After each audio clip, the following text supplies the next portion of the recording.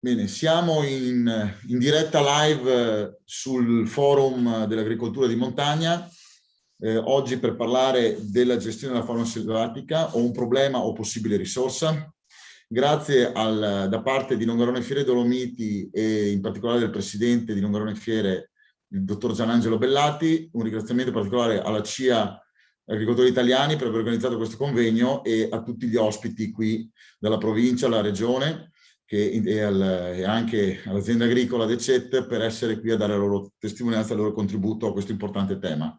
Darei la parola per il coordinamento e la moderazione dell'incontro al direttore di CIA Belluno, Fabrizio Bezzo. Prego Fabrizio. Bene, buongiorno, ringrazio anch'io tutti i partecipanti per la loro disponibilità a trovarci oggi in un modo un po' inusuale rispetto al passato, ma che ormai un po' alla volta sta diventando parte di noi. Un problema della fauna selvatica molto sentito soprattutto per la provincia di Belluno, che è interamente montana, con tutte le difficoltà che l'essere in montagna rappresenta, e da anni noi conviviamo con grosse difficoltà. Le nostre aziende da molti anni appunto affrontano grosse difficoltà date dai selvatici in genere. Negli ultimi anni sono arrivati anche i grandi carnivori a creare ancora più problemi. Con tutto questo volevamo un po' capire se oltre ad essere un problema poteva anche diventare una risorsa, quindi dare una chiave di lettura diversa. Passo la parola al presidente della CIA, che sicuramente saprà un po' dare degli spunti di riflessione che la CIA di Belluno ha meditato in questi periodi, e passo la parola a lui.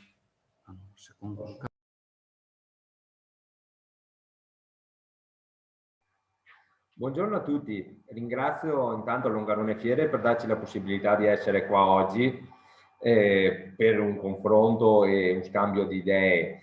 Ringrazio tutti i nostri ospiti che sono venuti qua, no, non sono venuti qua oggi, sono collegati oggi per dare il proprio apporto. Ringrazio anche tutti i vari spettatori che ci stanno ascoltando da casa. Volevo fare una piccola riflessione, anzi una considerazione, perché stavo pensando in questi giorni che pensavo un attimo cosa dire.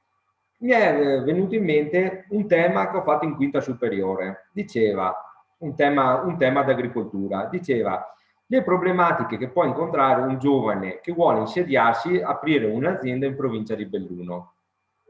All'epoca, si parla di 15 anni fa, c'era il problema burocrazia, il problema di trovare il terreno, i terreni declivi, il clima che è diverso dalla pianura, tutte tante cose messe insieme, il credito, però non è passato in mente a nessuno, in 20 che eravamo in classe, di dire la fauna selvatica.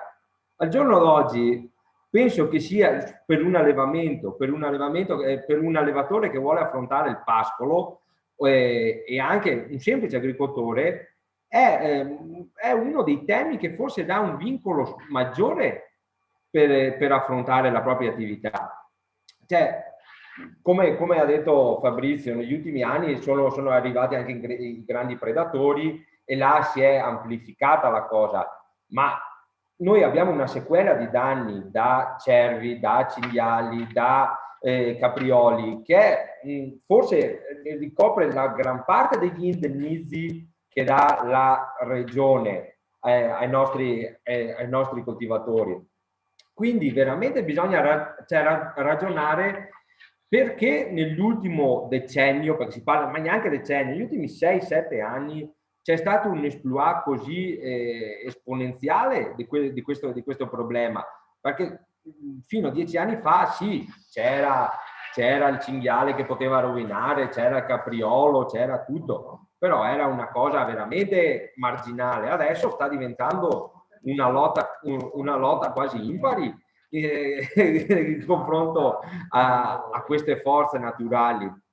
Quindi dico, bene, parliamo di prevenzione, parliamo di indennizzi, parliamo di tante cose, però non so fin quando la regione sarà in grado di sostenere un ritmo anche di pagamento così, perché bisogna anche giustificare certe cose, e dopo anche mi metto dal punto di vista nei panni del produttore, non è solo una questione economica, come ho detto più volte, sì, è una questione economica perché non lo stiamo facendo per beneficenza la nostra attività, però è anche una questione morale.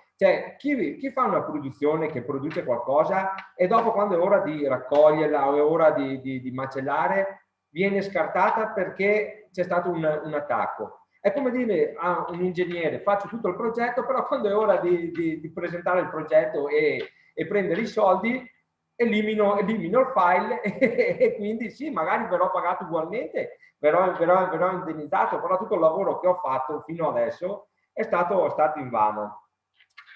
Allora, parto con un pensiero su cervi e cinghiali.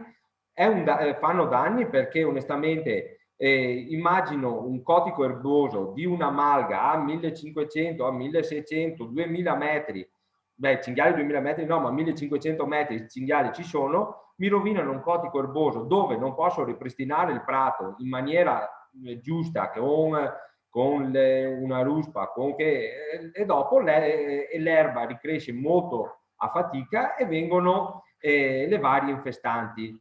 Quindi là abbiamo rovinato ettari e ettari di pascolo, di territorio, che molto difficilmente verranno recuperati.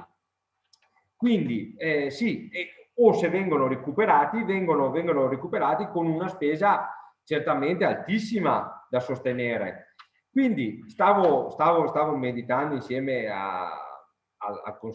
alla direzione anche ieri sera, perché non dire sì, apriamo tutta una filiera di animali selvatici, si può cacciarli, si può gestire la fauna, e con gli animali cacciati cercare di fare una filiera a chilometro zero da vendere nei nostri agriturismi, nei nostri punti vendita di selvaggina o di prodotti salumi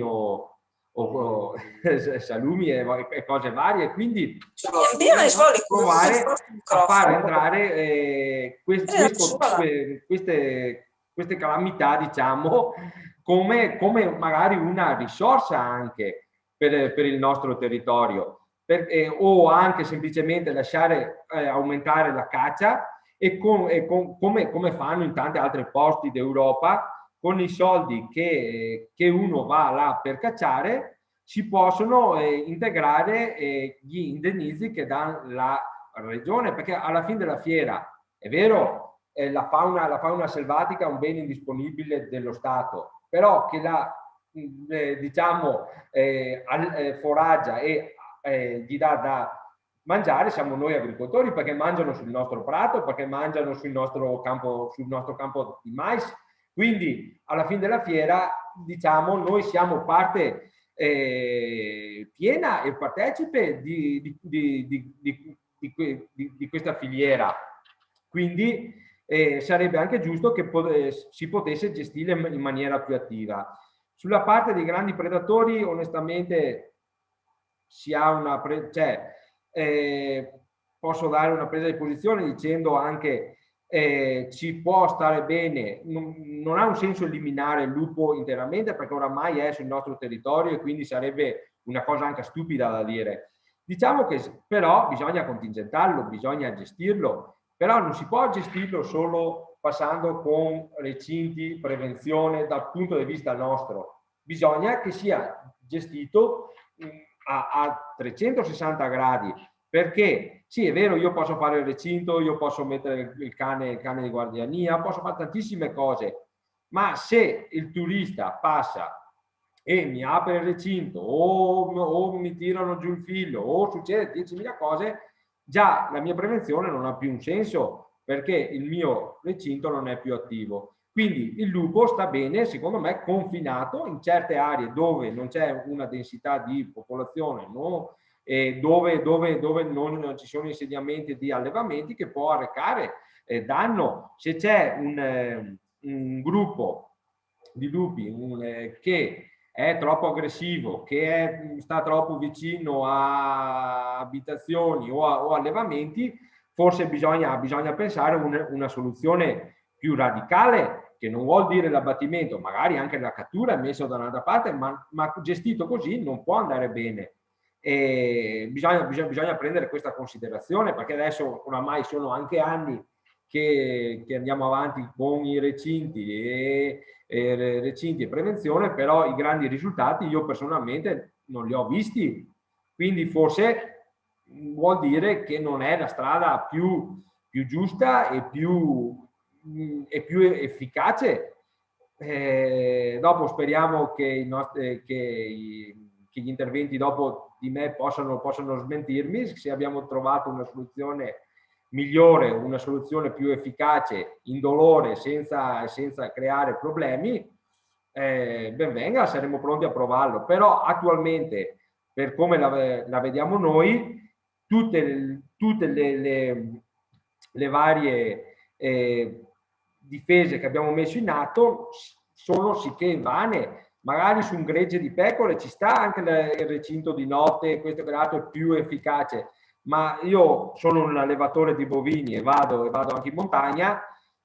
Un recinto per la notte la vedo molto difficile per le mie vacche, perché le vacche mangiano di notte, vanno a bere di notte anche, e tenerle dentro in stalla tutto quanto il periodo notturno comincia a essere un costo e anche gestione del personale, tutto. Quindi allora o che parliamo di altri incentivi a fare questa attività, però non su tutte le montagne si possono mettere gli animali dentro di notte, perché non ci sono le strutture. Quindi c'è veramente una situazione talmente variegata che comprendo che è impossibile dire questa soluzione funziona, va bene, è giusta così, perché la mia montagna probabilmente è diversa semplicemente anche dal mio vicino. Quindi secondo me bisogna proprio prendere caso per caso e capire la situazione. Grazie mille e lascio la linea a chi prosegue. Grazie.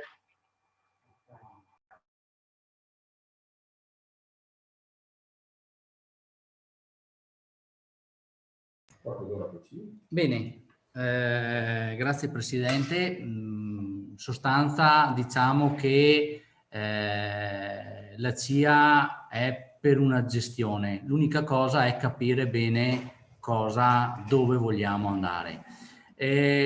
Secondo noi era importante anche portare la testimonianza diretta di un'azienda agricola che lavora sul territorio e che diciamo si è scontrata con la fauna selvatica, e quindi invece di riportare cosa succede ai nostri associati, cosa succede alle nostre aziende, ci sembrava importante la testimonianza diretta. Passo la parola all'azienda agricola del CET Patrizio, che parlerà un attimo, ci spiegherà un po' la sua azienda, cosa fa e negli anni cosa gli è anche capitato.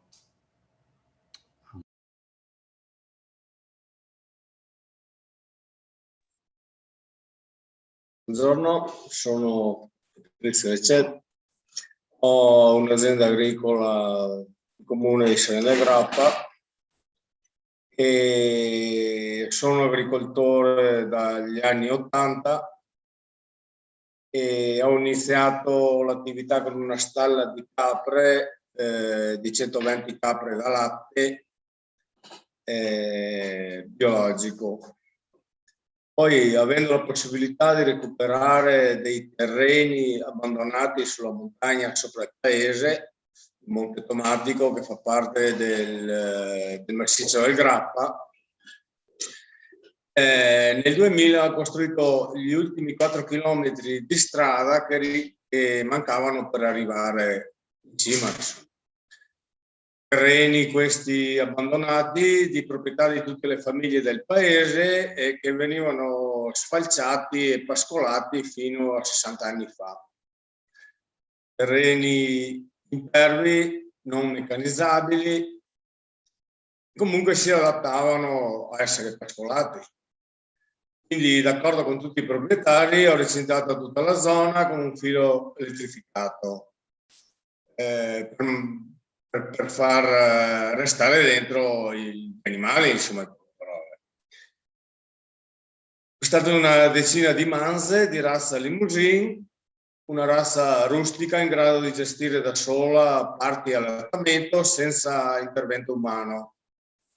Recuperando questi terreni abbandonati ho avuto il duplice vantaggio di sfruttare il pascolo per il mio bestiame e rendere più vivibile e curata la zona per i molti frequentatori dei vari sentieri, CAI che la attraversano. Ho anche acquistato una delle magliette in rovina, ristrutturata con l'intenzione di fare agriturismo con mia figlia, che è intenzionata comunque a continuare la mia attività. Per 10 anni tutto è andato per il meglio. Nel frattempo la mandria è cresciuta fino all'attuale numero di circa 40 capi. Poi sono arrivati i cinghiali, animali che da noi non ci sono mai stati. Animali che grufolando hanno reso Pietraia parte del pascolo. 2 anni fa ho dovuto demonticare con un mese di anticipo perché avevano distrutto completamente il pascolo.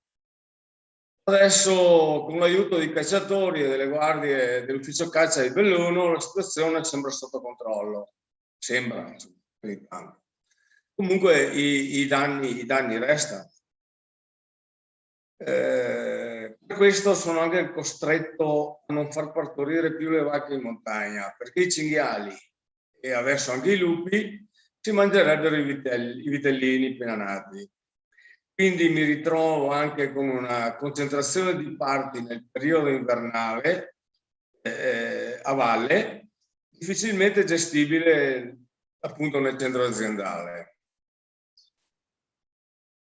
A parte tutto questo, lo scorso maggio ho avuto un attacco dei lupi che sono riusciti a separare 5 manze del gruppo e disperderle nella montagna.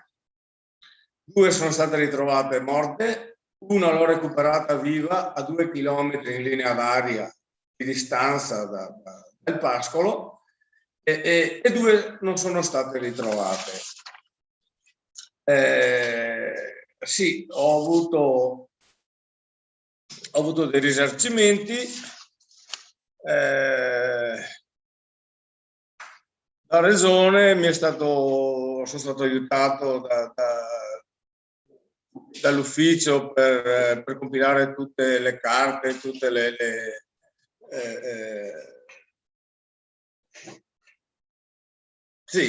tutte le carte che c'erano da fare per avere questi risarcimenti. Però per conto mi mancano 4.300 euro, che sono i 2 animali che non sono stati recuperati. Cioè, io capisco che non ci sono, non si possono dimostrare, però noi abbiamo girato una settimana per la montagna in 3 persone e non siamo riusciti a trovarle queste 2 bestie. E no, chiaramente mi sono state pagate 160 euro queste 2 bestie. Sicché, non so, forse è giusto, forse non è giusto. Secondo me no.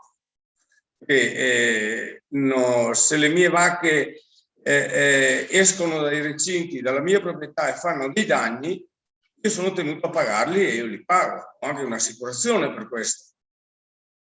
Quelli sono danni che sono stati fatti dai lupi, che non sono di mia proprietà, chiaramente, e quelli non mi sono stati pagati.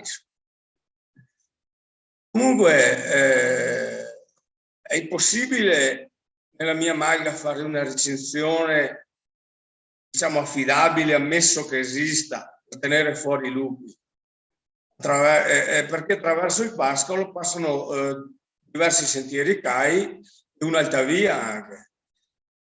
Per questo neanche i cani non credo che siano adatti. Poi lo scorso anno mia figlia ha provato anche a fare una richiesta con il PSR per la costruzione di una stalla per rinchiudere le vacche alla sera. Non è stata accettata perché la spesa era eccessiva. Tutto a vedere, comunque.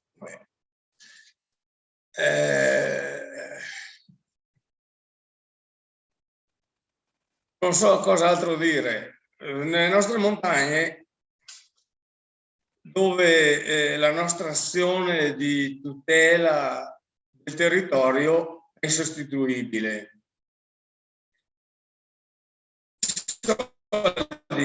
Non possono coprire minimamente il danno, anche morale, subito, nel vedere andare in fumo il sacrificio di anni. L'inserimento del lupo per noi è un ostacolo gigantesco e ad oggi non abbiamo gli strumenti per combatterlo in modo costruttivo. È possibile credere che si possa creare un equilibrio tra un predatore libero e gli animali al pascolo, almeno qui nelle nostre zone. Non so, i lupi è bello vederli, sì, ce n'è uno che gira ogni tanto, niente da dire. Però se vogliamo far vedere i lupi a tutti i visitatori così, recitiamo una gran bella montagna, facciamo un gran bel parco, mettiamoci dentro i lupi, facciamo una bella recinzione, i lupi si salvano e ci salviamo anche noi. Se continua così siamo costretti ad abbandonare, perché non può uno tutte le mattine andare a vedere gli animali se sono vivi, se sono morti. Non so cos'altro dire. Lascio alle istituzioni risolvere il problema. Grazie.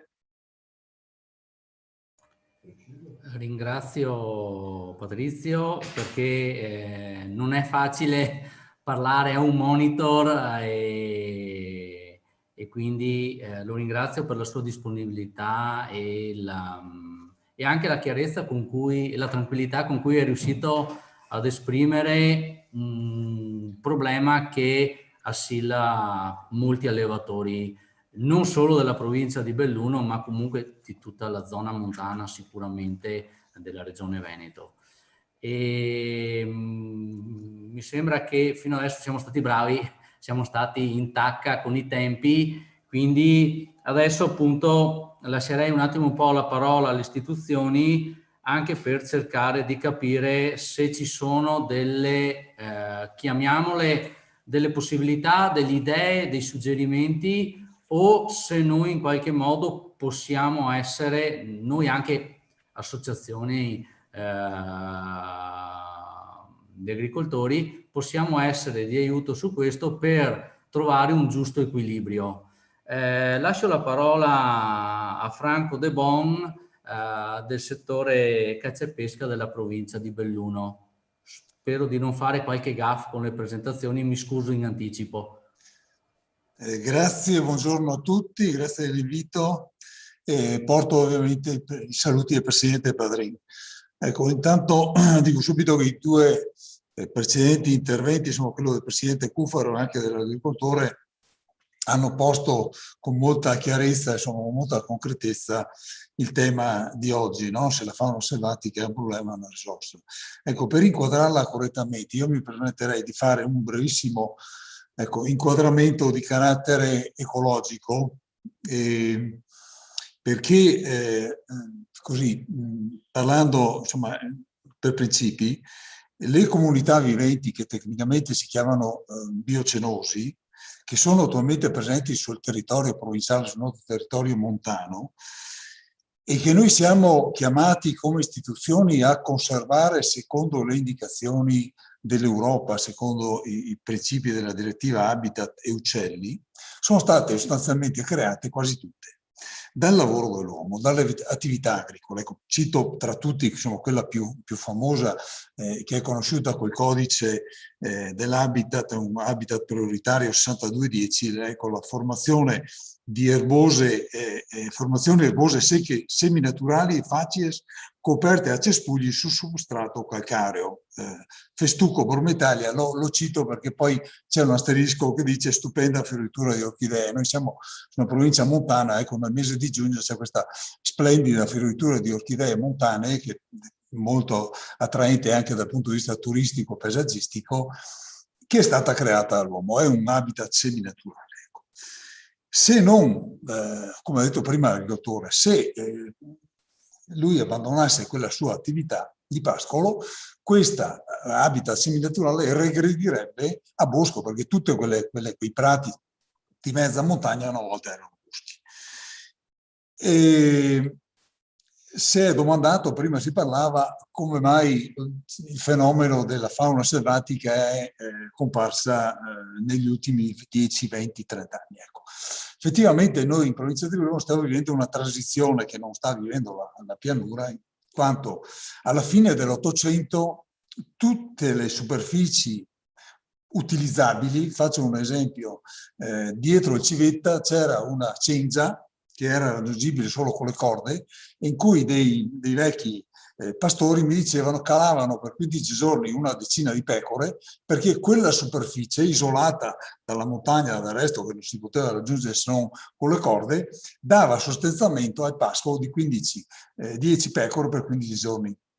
Cito dei dati a caso. Quindi qualsiasi filo d'erba che cresceva in montagna veniva utilizzato e in quel modo gli ungulati selvatici non trovavano ovviamente pascolo oltre alla caccia, ma non c'era possibilità per loro di vivere perché tutto veniva sottratto dall'agricoltura. Dopodiché dalla fine della guerra l'agricoltura si è molto ridotta, sono nate le fabbriche, l'immigrazione, tutto quello che volete, e gran parte del territorio provinciale è tornato a evolvere verso l'organizzazione primordiale che era quella a bosco. E quindi questo ha comportato il ritorno dei grandi ungulati, prima il capriolo, poi il cervo, poi il cinghiale, e conseguentemente legati a questi anche i loro predatori. È stato citato prima il lupo. Ecco.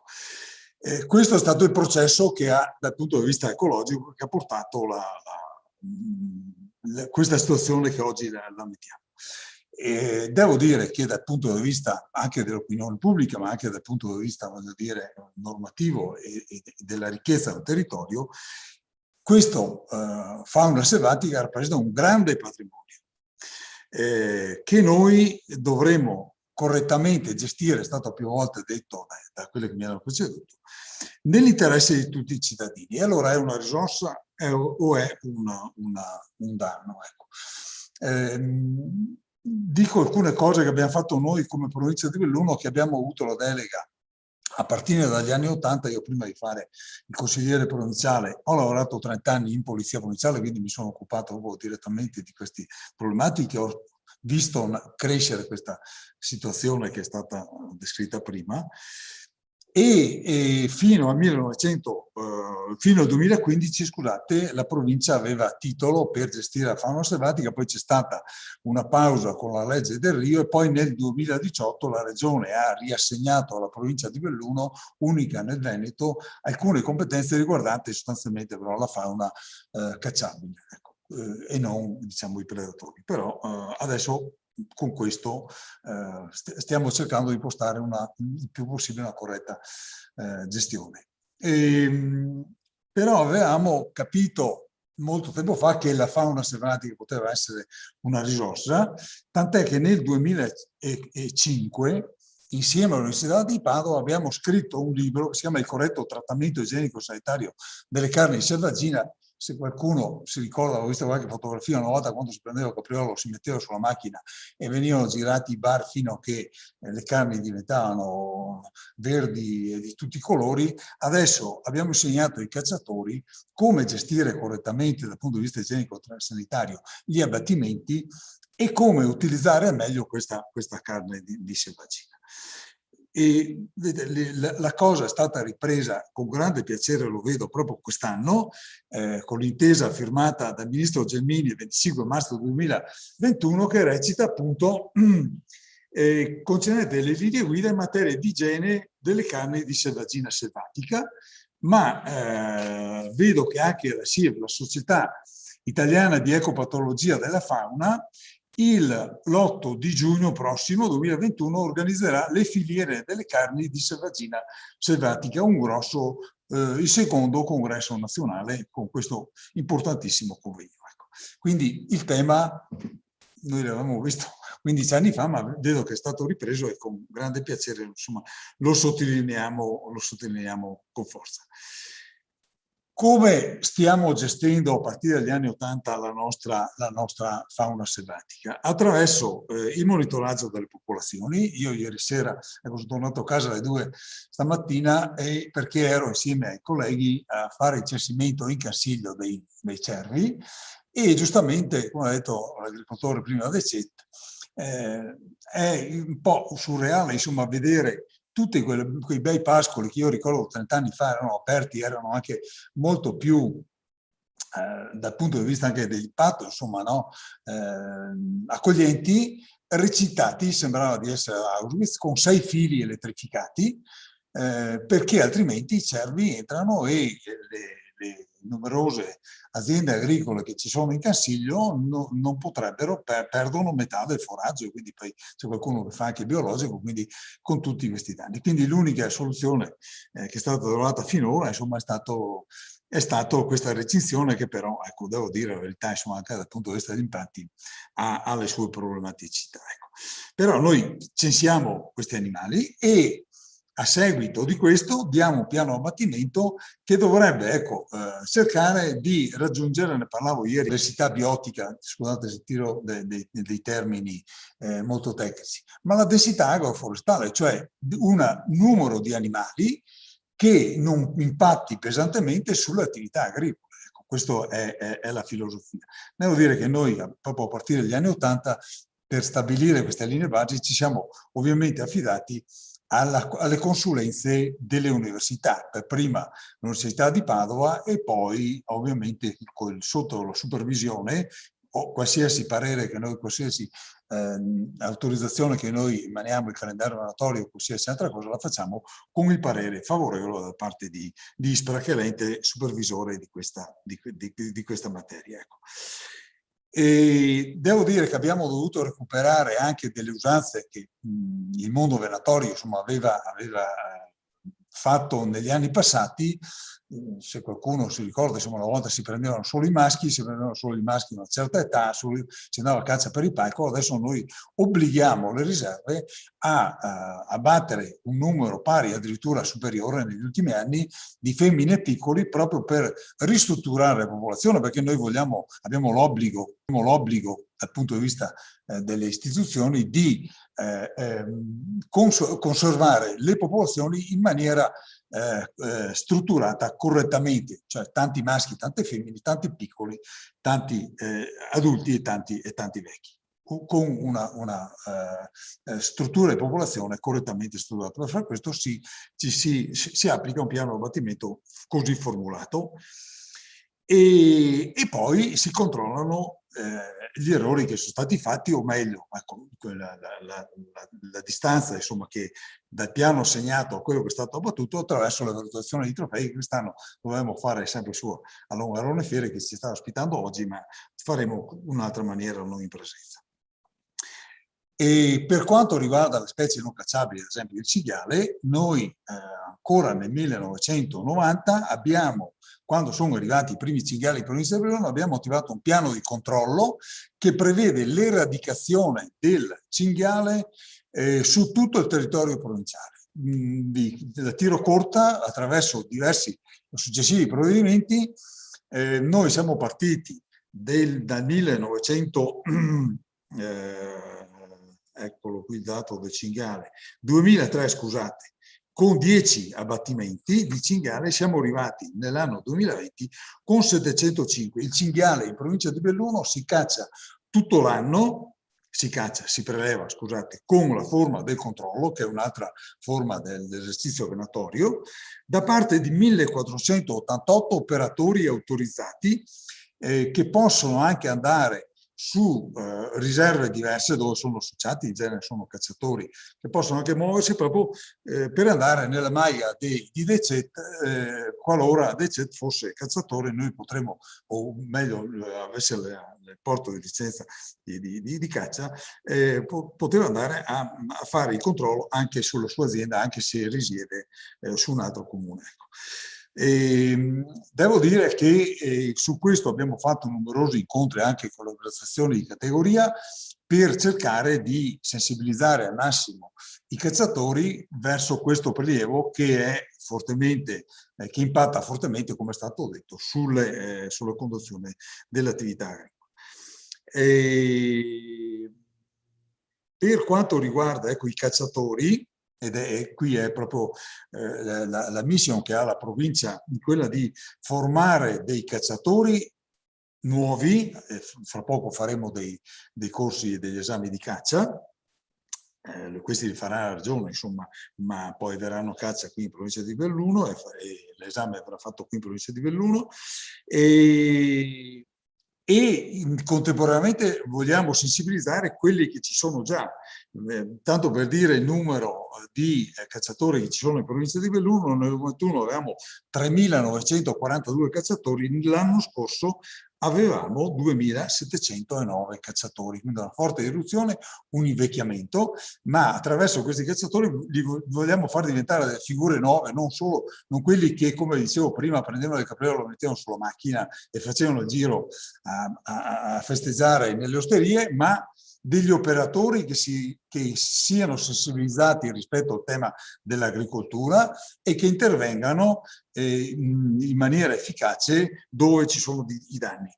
Tenete conto che una volta la caccia al cervo o il capriolo si teneva per 2 mesi all'anno, a partire dalla terza domenica di settembre. Noi quest'anno, con un parere positivo a parte ISPRA, l'abbiamo aperta la terza domenica di agosto e la chiudiamo il 31 di gennaio. E l'anno scorso fate conto che nell'anno 1990 avevamo in provincia di Belluno 1.000 cervi, nel 2020 abbiamo stimato di avere in provincia di Belluno 10.000 cervi e per questo abbiamo approvato un piano abbattimento di 3.000 cervi che sono stati quasi tutti presi.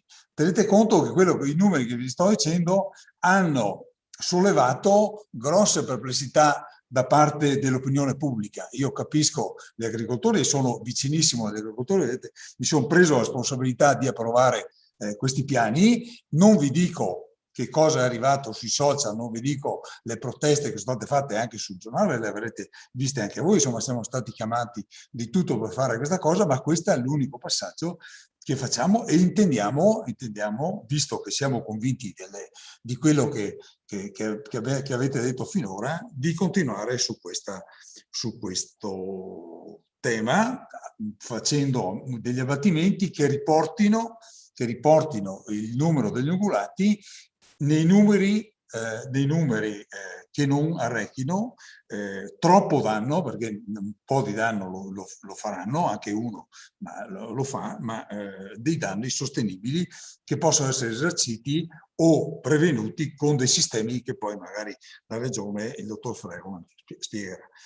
Ecco, per quanto riguarda il protocollo del lupo, noi come provincia non seguiamo tutto il tema delle prevenzioni e dell'accertamento dei danni attraverso la Polizia Provinciale.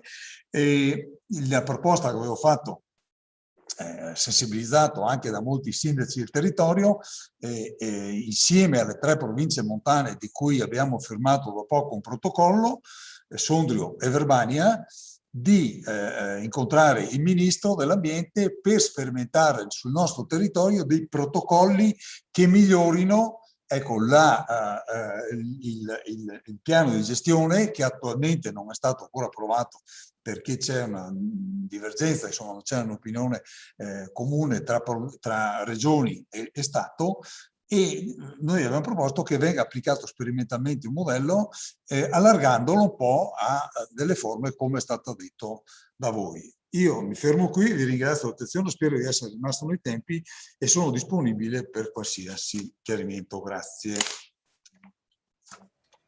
Ringrazio l'assessore De Bon. Penso che mi è rimasto impresso questo numero. I cervi negli anni 90 erano 1000, adesso sono 10.000. Questa la dice lunga su tante cose e anche sul fatto che gli agricoltori da un po' di anni lamentano grossi problemi.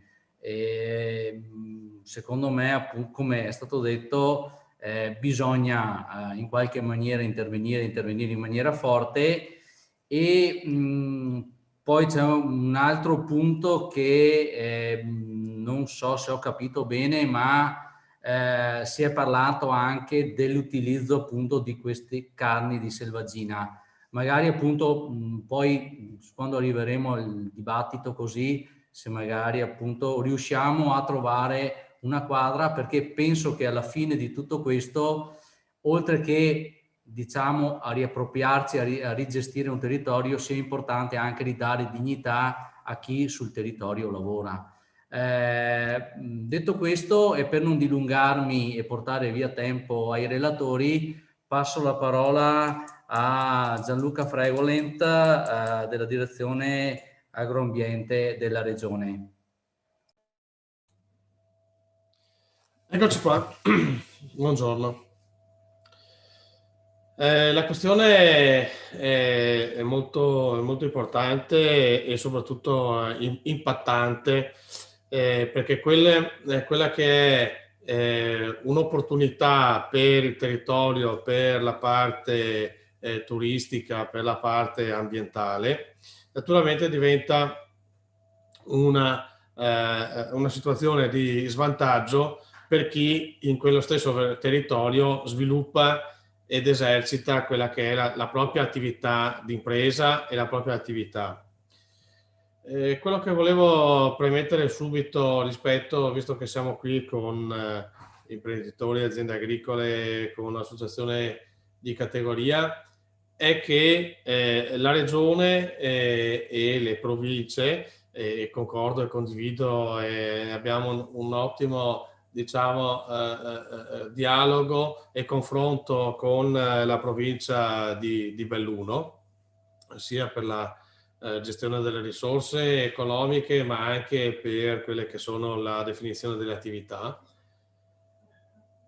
che comunque come regione noi siamo obbligati a gestire la risorsa indisponibile dello Stato, la selvaggina, nell'ambito delle regole che sono definite a livello nazionale.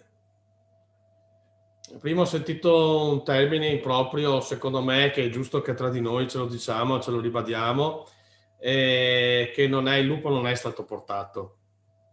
Il lupo è arrivato perché, come avremo modo di vedere in altre occasioni, il lupo fa anche un centinaio di chilometri in pochi giorni, si sposta in maniera importante, soprattutto quando, come sta accadendo da noi, i nuclei stanno crescendo, stanno trovando selvaggina, stanno trovando alimentazione, si riproducono e quindi conquistano territori che fino a ieri erano liberi. Ci troviamo in questa situazione dove sapete che c'è tutto l'arco alpino, le regioni dell'arco alpino, poi avremo anche l'onorevole che sicuramente sarà più preciso di me, in cui noi è da almeno 7-8 anni che stiamo chiedendo con forza di avere la possibilità di avere un piano di gestione del lupo. Lo chiedevamo 6-7 anni fa, quando il lupo era appena arrivato ed era presente in Lessinia. adesso che è diffuso ormai su tutto il territorio dell'arco alpino, ma anche del territorio veneto, credo che non si possa prescindere da quello che anche il presidente Cosul Cuffaro ha sostanzialmente anticipato, e di dire dobbiamo avere degli strumenti per poter esercitare la nostra attività di impresa senza doverci sobbarcare quelli che sono costi che sono della comunità. Ecco, su questo secondo me questi tavoli, e ringrazio il presidente Passarini per aver proposto, per aver organizzato questo incontro, perché nella gestione della fauna selvatica non si va con slogan, non si va con proteste, con situazione, ma con una rappresentazione, a mio avviso, unitaria di tutto quello che è il sistema produttivo agricolo e delle rappresentanze politiche, a chiedere pari dignità alle attività produttive che ci sono nel nostro territorio rispetto a quella che è la fauna selvatica.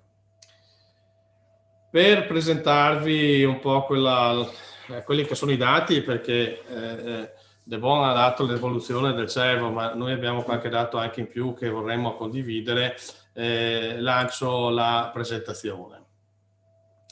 Allora, dove l'abbiamo persa? Eccola qua.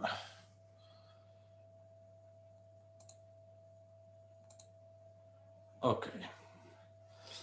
Allora, intanto inquadriamo quella che è la parte normativa che dal punto di vista di quello che sono il riconoscimento delle aree, delle specie e soprattutto delle risorse che ristorano quelli che sono i danni da selvaggina, abbiamo i riferimenti che sono l'articolo 28 della legge 50, che è di attuazione della 157, che è la legge sulla caccia, e poi l'individuazione di un fondo con l'articolo 3 della legge 6 del 2013 per le aree non cacciabili e per le aree sostanzialmente per i danni da grandi carnivori.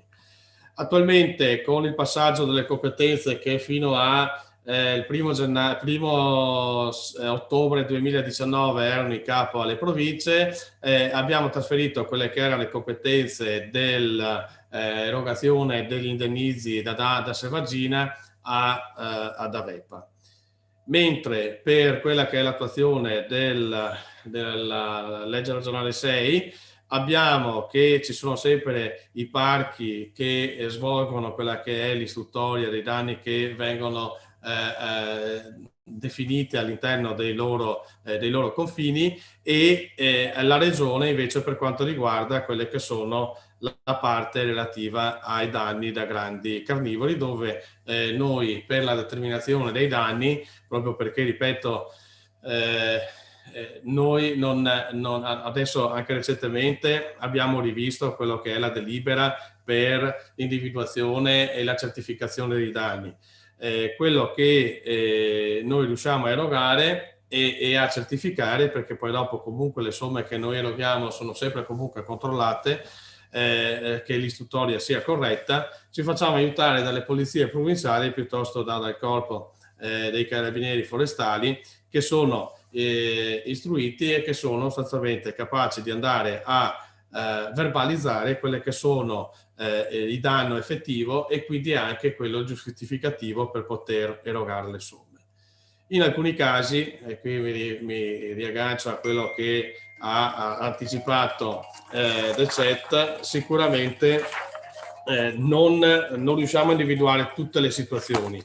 Perché? Perché comunque anche per noi quella che era tutta la parte della gestione dei danni è e si sta intensificando, come vedremo, in maniera molto rilevante negli ultimi periodi, ma come ripeto già un mese fa, con un confronto con le associazioni e con alcuni rappresentanti del settore della zootecnia, siamo proprio andati a rivedere alcune procedure delle nostre modalità di erogazione per il riconoscimento di danni e quindi anche per la percentuale di indennizzo.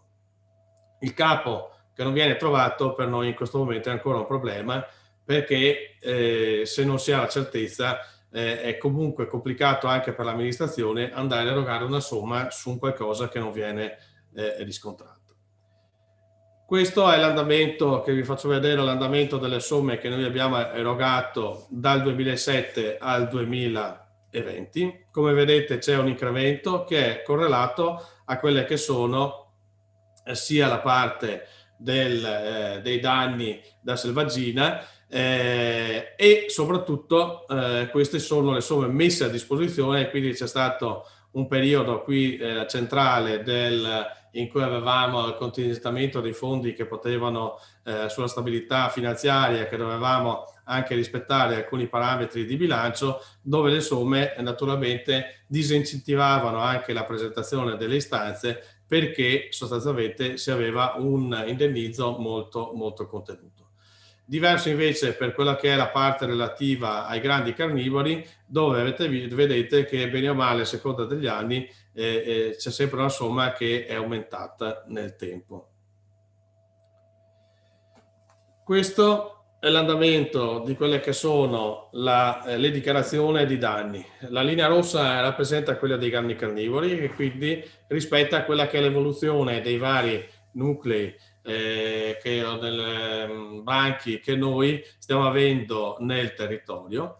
E anche qui dopo vedremo meglio con una diapositiva che è stata predisposta dai miei tecnici dalla Sonia Calderola, che segue in particolare i grandi carnivori, in cui andremo a spiegare perché ci sono queste fasi di, diciamo che sembra che di stabilizzazione di quello che è i danni rispetto a momenti di incremento come è stato anche l'ultimo anno.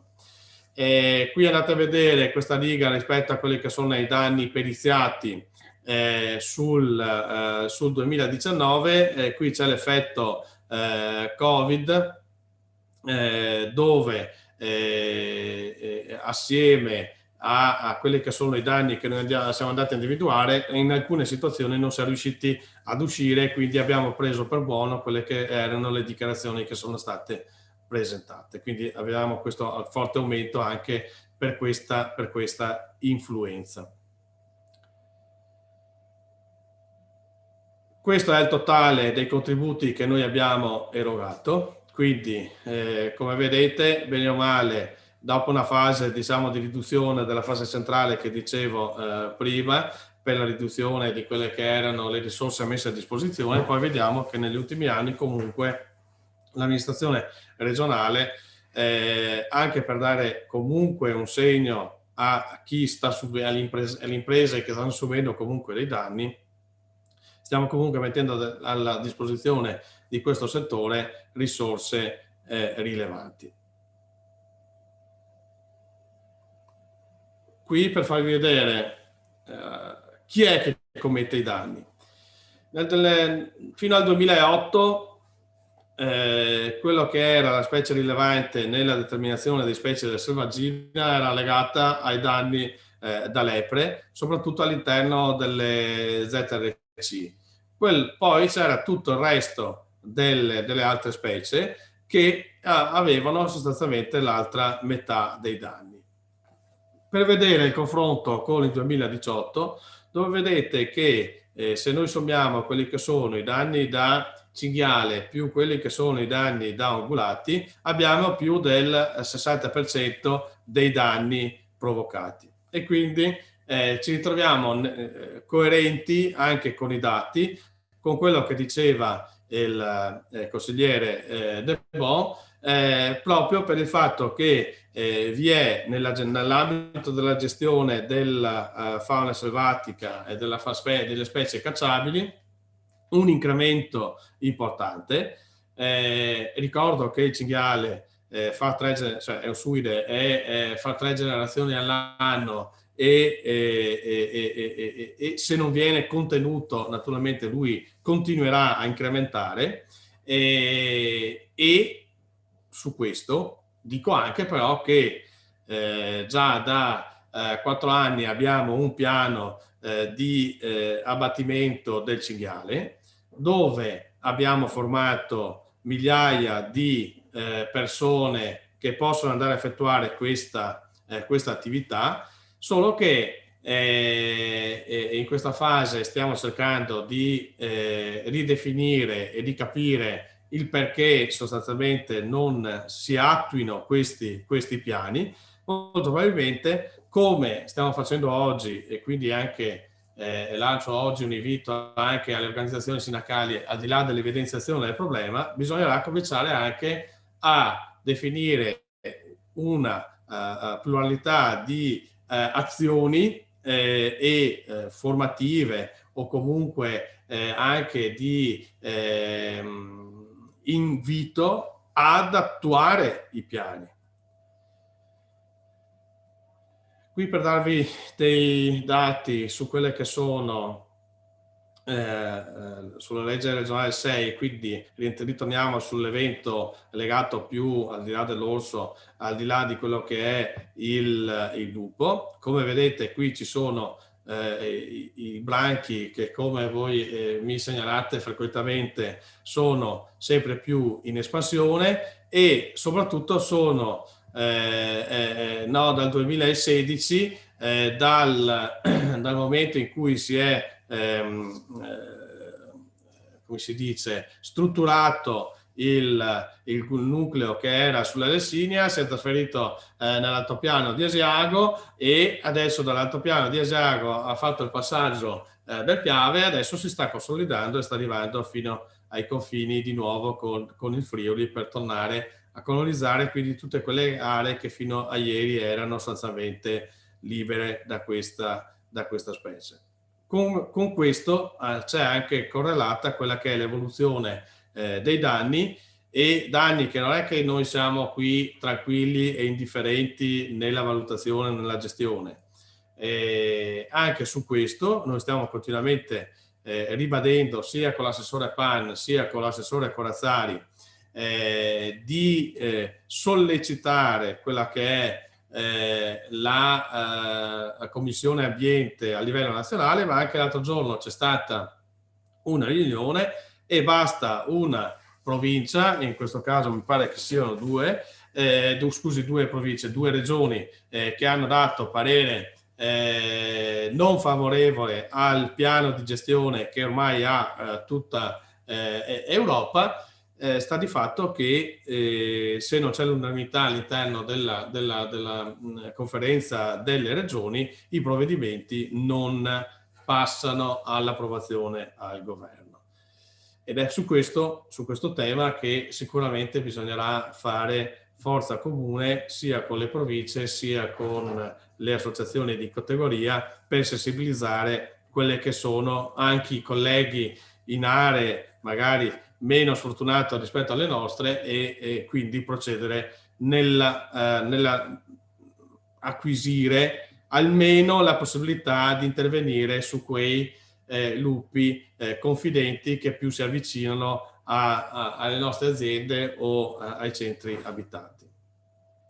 La fase di espansione dei branchi corrisponde anche con l'incremento di quelli che sono gli attacchi che abbiamo nelle aziende. Qui è nel passaggio che c'è stato in Asiago e questo è corrispondente alla fase che abbiamo avuto nell'anno scorso nella zona del Carsiglio e il Pago, e quindi in tutta quell'area dove è arrivato uno o più branchi che si stanno stabilizzando in quell'area. Queste sono quei puntini rossi. Andiamo a vedere dove ci sono, sostanzialmente abbiamo censito anche graficamente, gissato i punti di dove sono localizzati gli eventi, e quindi vedete che questi punti individuano anche dove c'è la maggiore concentrazione dei branchi nel territorio della nostra regione. In particolare andiamo a vedere i 3 black spot dove noi sostanzialmente intensificheremo quelle che sono anche le attività. Sapete che da anni che abbiamo dei tecnici che incarichiamo per dare supporto alle aziende agricole e quindi sia con l'attività di formazione e gestione dei recinti, perché oggi anche se questo non consolerà quelle che sono le vostre aspettative dell'incontro e magari di avere delle soluzioni pratiche per allontanare quelli che sono i branchi dei lupi. Quello che oggi noi possiamo attuare come regione sono solo misure di prevenzione o metodi indiretti. Su questo, ripeto, proprio perché sappiamo e siamo consapevoli che per disattivare un recinto elettrificato bastano poche disattenzioni. Quello che noi possiamo fare è garantire supporto finanziario per l'acquisto dei recinti e la formazione per la corretta gestione sia dei recinti e anche dare qualche consiglio su come gestire le proprie mandrie. Questi sono la ripartizione di quello che è il livello dei danni e come vedete metto solo in evidenza la parte rossa dove è l'incremento che abbiamo avuto l'anno scorso del ristoro dei danni da cinghiale. Quindi il cinghiale sta diventando effettivamente un problema molto significativo e grava quanto quello che sono sostanzialmente danni da grandi carnivori. Questo è in percentuale e quindi rispecchia l'andamento del grafico precedente. Queste sono le azioni che noi abbiamo svolto per gli interventi con i nostri tecnici e quindi quello che riusciamo sostanzialmente a mettere in campo come incontri, visite per dare supporto alle aziende. Questo è un quadro di riepilogo di quelle che sono le somme. Cito solo l'ultimo paragrafo che è attualmente anche aperto il bando per l'acquisto delle reti. Poi andiamo sicuramente a sviluppare quello che è un progetto per individuare una gestione di recinti semipermanente con delle aziende individuate all'interno del territorio. Abbiamo la possibilità di avere quella che è come si dice che quest'anno abbiamo messo 1,2 milioni per quelli che sono gli indennizi e altri 240.000 euro per quelli che sono i grandi carnivori. Recentemente abbiamo proposto anche una scheda per gli FSC per avere che assieme a quelli che sono il progetto di questi recinti semipermanenti di andare anche a garantire il supporto con la presenza del pastore. Per questa diciamo attuale PSR non c'è la possibilità di avere ancora il finanziamento per gestire la persona che da affiancare a quelli che sono le nostre greggi o le nostre mandrie e però nella prossima programmazione, quindi dal 2023-2024, dovremo riuscire ad avere con l'attuazione del nuovo piano anche questa misura e quindi la possibilità di vedere riconosciuto questi costi. Ribadisco, noi ci troviamo nella situazione in cui attualmente possiamo fare azioni di prevenzione e di intervento di informazione. Interventi diretti su alcune tipologie, soprattutto per grandi carnivori, sono attualmente impossibili e ritengo che con l'amministrazione sia anche, no, perché quando si va poi dopo nel territorio si sentono sostanzialmente tanti discorsi, tante situazioni di dire mica sparo, io questo, io quell'altro. Ognuno, lo ripeto, a casa sua può decidere di fare quello che vuole, sappia però che oggi attualmente quella che è se viene individuato chi spara a un lupo sostanzialmente è penale e ci sono 2 anni e mezzo come minimo di carcere, perché oggi è molto più penalizzato chi uccide sostanzialmente un lupo che non una persona.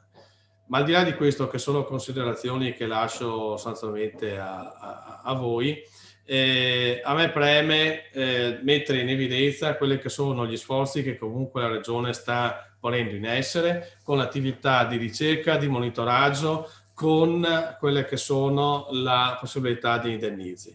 E poi, cosa non riportata, ma se siamo qua proprio perché abbiamo l'intenzione assieme a voi di condividere e di affrontare le questioni consapevoli, ripeto, consapevoli degli strumenti che abbiamo in mano e di quello che può essere fatto.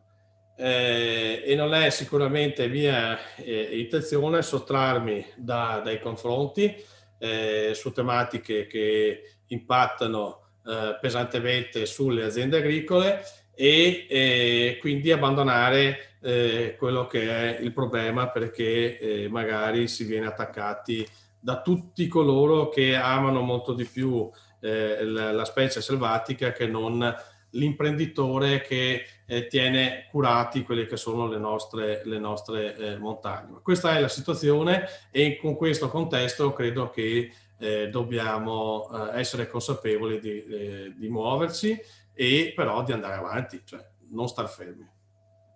Grazie. Ringrazio il dottor Fregolent per l'esposizione esaustiva. Ovviamente, come diceva lui, non siamo all'ottimale, dobbiamo lavorare tutti quanti uniti per arrivare lì. Nel frattempo ci ha raggiunto il dottor Dorfman, europarlamentare, e so che era molto impegnato, ma insomma è riuscito a trovare un po' di tempo da dedicarci, proprio perché collegato a quello che diceva il dottor Fregolent, noi vogliamo spingere sul fatto che non possiamo fermarci o piangerci addosso sulla situazione attuale, ma vogliamo far sì che chi fa impresa possa farlo in maniera serena, e quindi è importante anche continuare a parlare e spingerle, proprio perché se una legislazione che andava bene 30 anni fa adesso magari ci sta stretta, quindi è opportuno trovare, capire anche cosa fa l'Europa, cosa fanno gli altri stati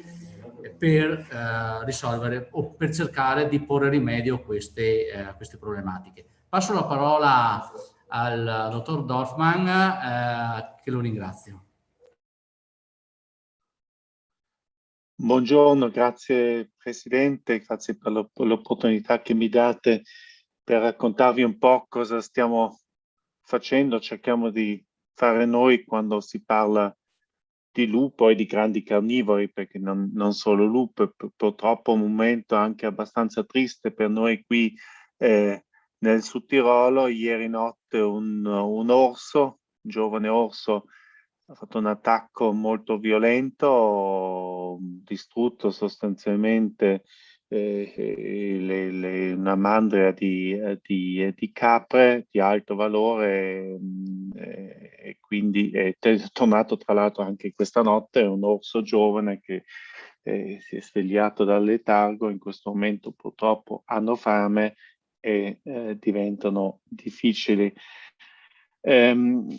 Sì, Presidente, lei ha giustamente ricordato, qui stiamo davanti a una legislazione che ha più di 30 anni di vita. Preme ricordare un po' questa storia, diciamo, di questa legislazione. Nel 1979 viene adottata la Convenzione di Berna, l'Italia adotta questa convenzione nel 81, solo 10 anni dopo, quindi ormai 40 anni fa. 10 anni dopo l'Unione Europea, prendendo spunto, attuando la Convenzione di Berna, fa la direttiva Flora Fauna Habitat e la direttiva Uccelli. Due direttive che sostanzialmente vogliono creare all'interno dell'Unione Europea delle zone, diciamo, di tutela per flora e per la fauna, conosciuto oggi come direttiva Natura 2000. Siamo nel 1992. Nel 1992 il lupo nell'Unione Europea di allora era praticamente estinto, come era praticamente estinto l'orso bruno. In questo periodo di lupi nell'Unione Europea di allora c'erano praticamente solo qualche esemplare in Italia, sugli Abruzzi, pochissimi, e c'è da sempre, e c'è tuttora, una popolazione stabile nel nord della Spagna. E giustamente allora, già allora, quella popolazione nel nord della Spagna è stata inserita nell'allegato quinto della direttiva, quindi un livello di tutela un poco più basso rispetto all'allegato 4 dove c'è per esempio il lupo in Italia. Dal 1992 in poi sono successe alcune cose. Prima di tutto l'Unione Europea di allora non è più l'Unione Europea di oggi. Sono entrati gli Stati membri dove c'erano da sempre lupi e orsi. C'era per esempio una popolazione molto larga di orsi in Slovenia, c'era una popolazione larga in Romania, ma c'erano anche lupi più o meno in tutta la zona dei Carpati. E poi, forse, scusate il termine, però io lo dico sempre così, forse la direttiva ha avuto un po' troppo successo. Ha avuto successo e forse un po' troppo. Perché il lupo, quello che la direttiva sostanzialmente voleva è ripristinare una certa popolazione di lupi in Europa, non è solo avvenuto, ma il lupo, essendo un animale molto che si adatta molto facilmente al suo ambiente, è veramente tornato nell'Unione Europea, creando problemi notevoli che abbiamo sentito prima. Già allora però, e questo mi preme sottolineare, già nel 1992, nella direttiva Flora, Fauna e Habitat si è inserito un articolo dove si prevedeva un'esenzione dalla tutela tout court. L'articolo 16 della direttiva dice chiaramente che qualora il lupo, come qualunque altro animale, specie elencata nell'allegato quarto, quindi status di tutela più alto previsto dalla direttiva, quindi se una specie del genere, come per esempio il lupo o l'orso bruno, crea un problema, un pericolo per l'uomo, crea un problema, un pericolo per la sanità veterinaria, cioè praticamente può essere fonte di malattie degli animali, o c'è scritto già allora nella direttiva ed è tuttora scritto, se crea un problema notevole di coabitazione con le specie con gli animali domestici. In questo caso si possono fare esenzioni alla tutela totale a prescindere, a condizione che la popolazione è stabile.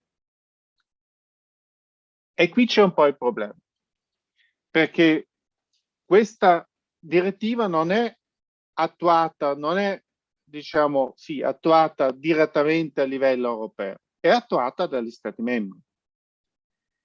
E gli Stati membri hanno la possibilità a attuare questo articolo, cioè vedere se c'è un problema per l'uomo, c'è un problema per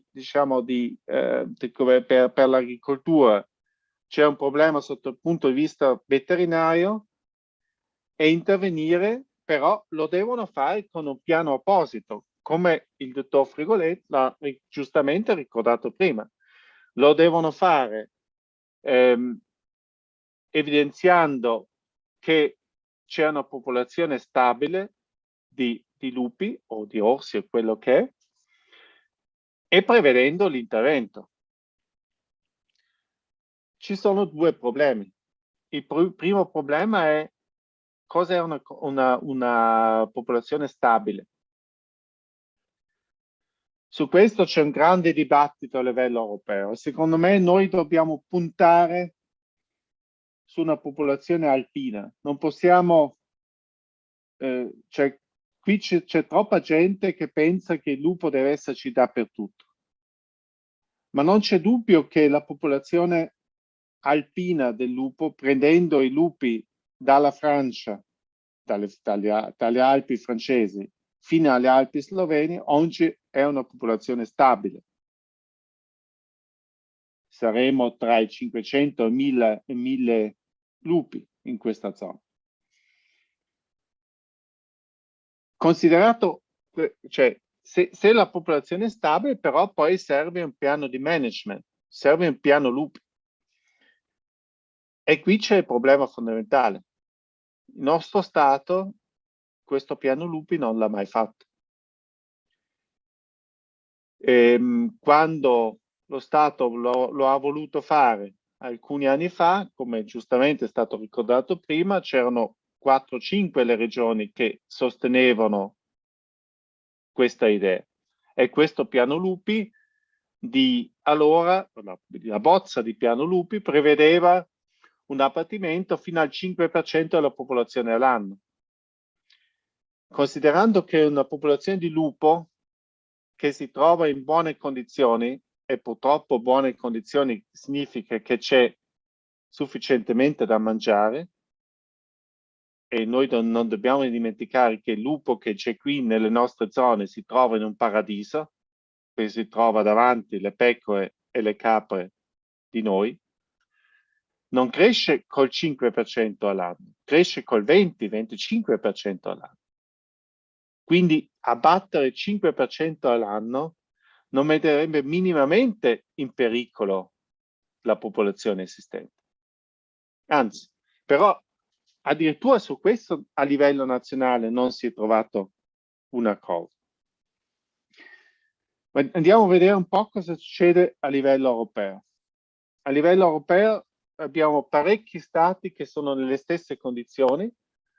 La Germania, per esempio, che ha una forte pressione di lupi dalla Polonia, dalla Repubblica Ceca, dove come in Italia non si riesce assolutamente a trovare un accordo politico tra un governo di grande coalizione, dove c'è da una parte un gruppo della CDU conservatori, però dall'altra parte socialdemocratici che si oppongono assolutamente a una soluzione. Abbiamo la stessa situazione in Austria, però abbiamo situazioni dove il piano di management c'è. Ricordo la Francia, che forse è l'esempio più bello, anche quello che ho conosciuto meglio, perché sono stato almeno 2 volte sulle Alpi francesi per studiare un po' la situazione. La Francia già alcuni anni fa ha deciso, questa decisione è stata avvalata, quindi condivisa dalla Commissione europea, che una popolazione stabile sono 500 lupi. Quindi si è posto un massimo di 500 lupi sul territorio nazionale francese. Oggi come oggi la Francia abbatte anno dopo anno 10% della popolazione, però anche con questo 10% la popolazione continua a crescere, quindi i francesi aumenteranno questo abbattimento, rimanendo o cercando di contenere la popolazione entro i 500 individui. E lo fanno con uno status di tutela esattamente lo stesso del lupo in Italia, allegato quarto della direttiva Flora Fauna Habitat, e lo fanno con il consenso della Commissione europea e dell'Unione Europea. Altra situazione molto vicina a noi, la situazione dell'orso in Slovenia. In Slovenia l'orso viene cacciato. L'orso è nell'allegato quarto della direttiva Flora Fauna Habitat, quindi più alto livello di protezione. La Slovenia ha 2000 orsi sul territorio nazionale, caccia.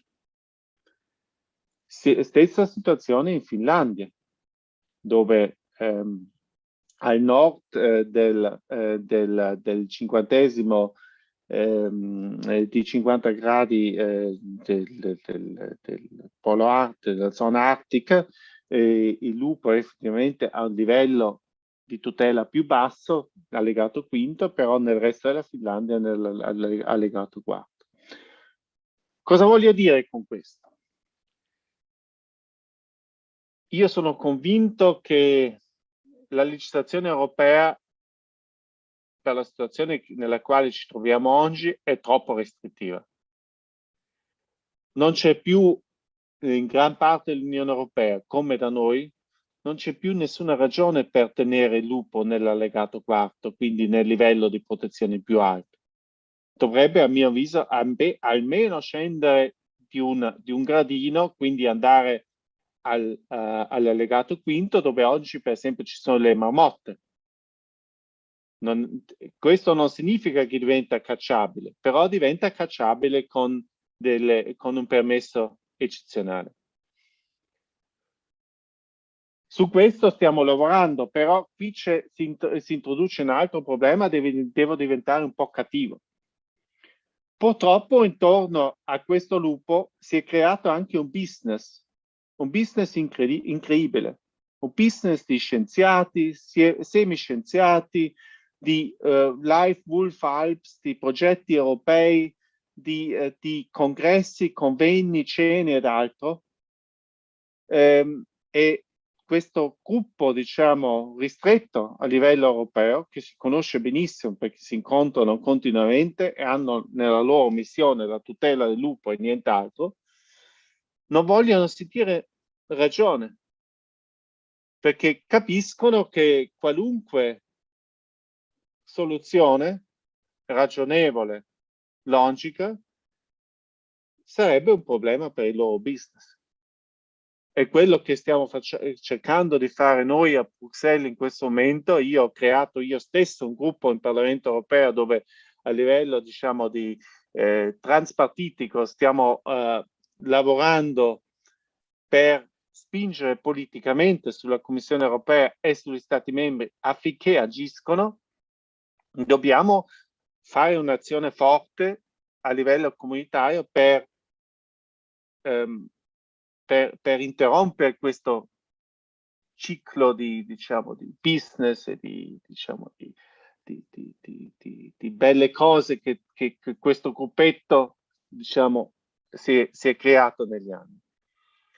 Però poi c'è lo Stato membro e qui io condivido al 100% quello che è stato detto prima.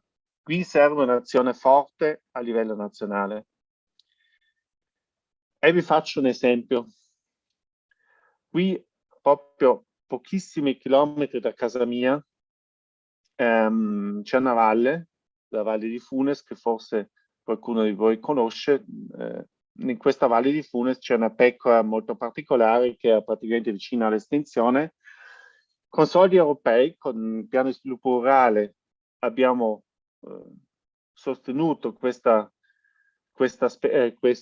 razza di pecore e nell'arco di 15 anni la popolazione si è raddoppiata.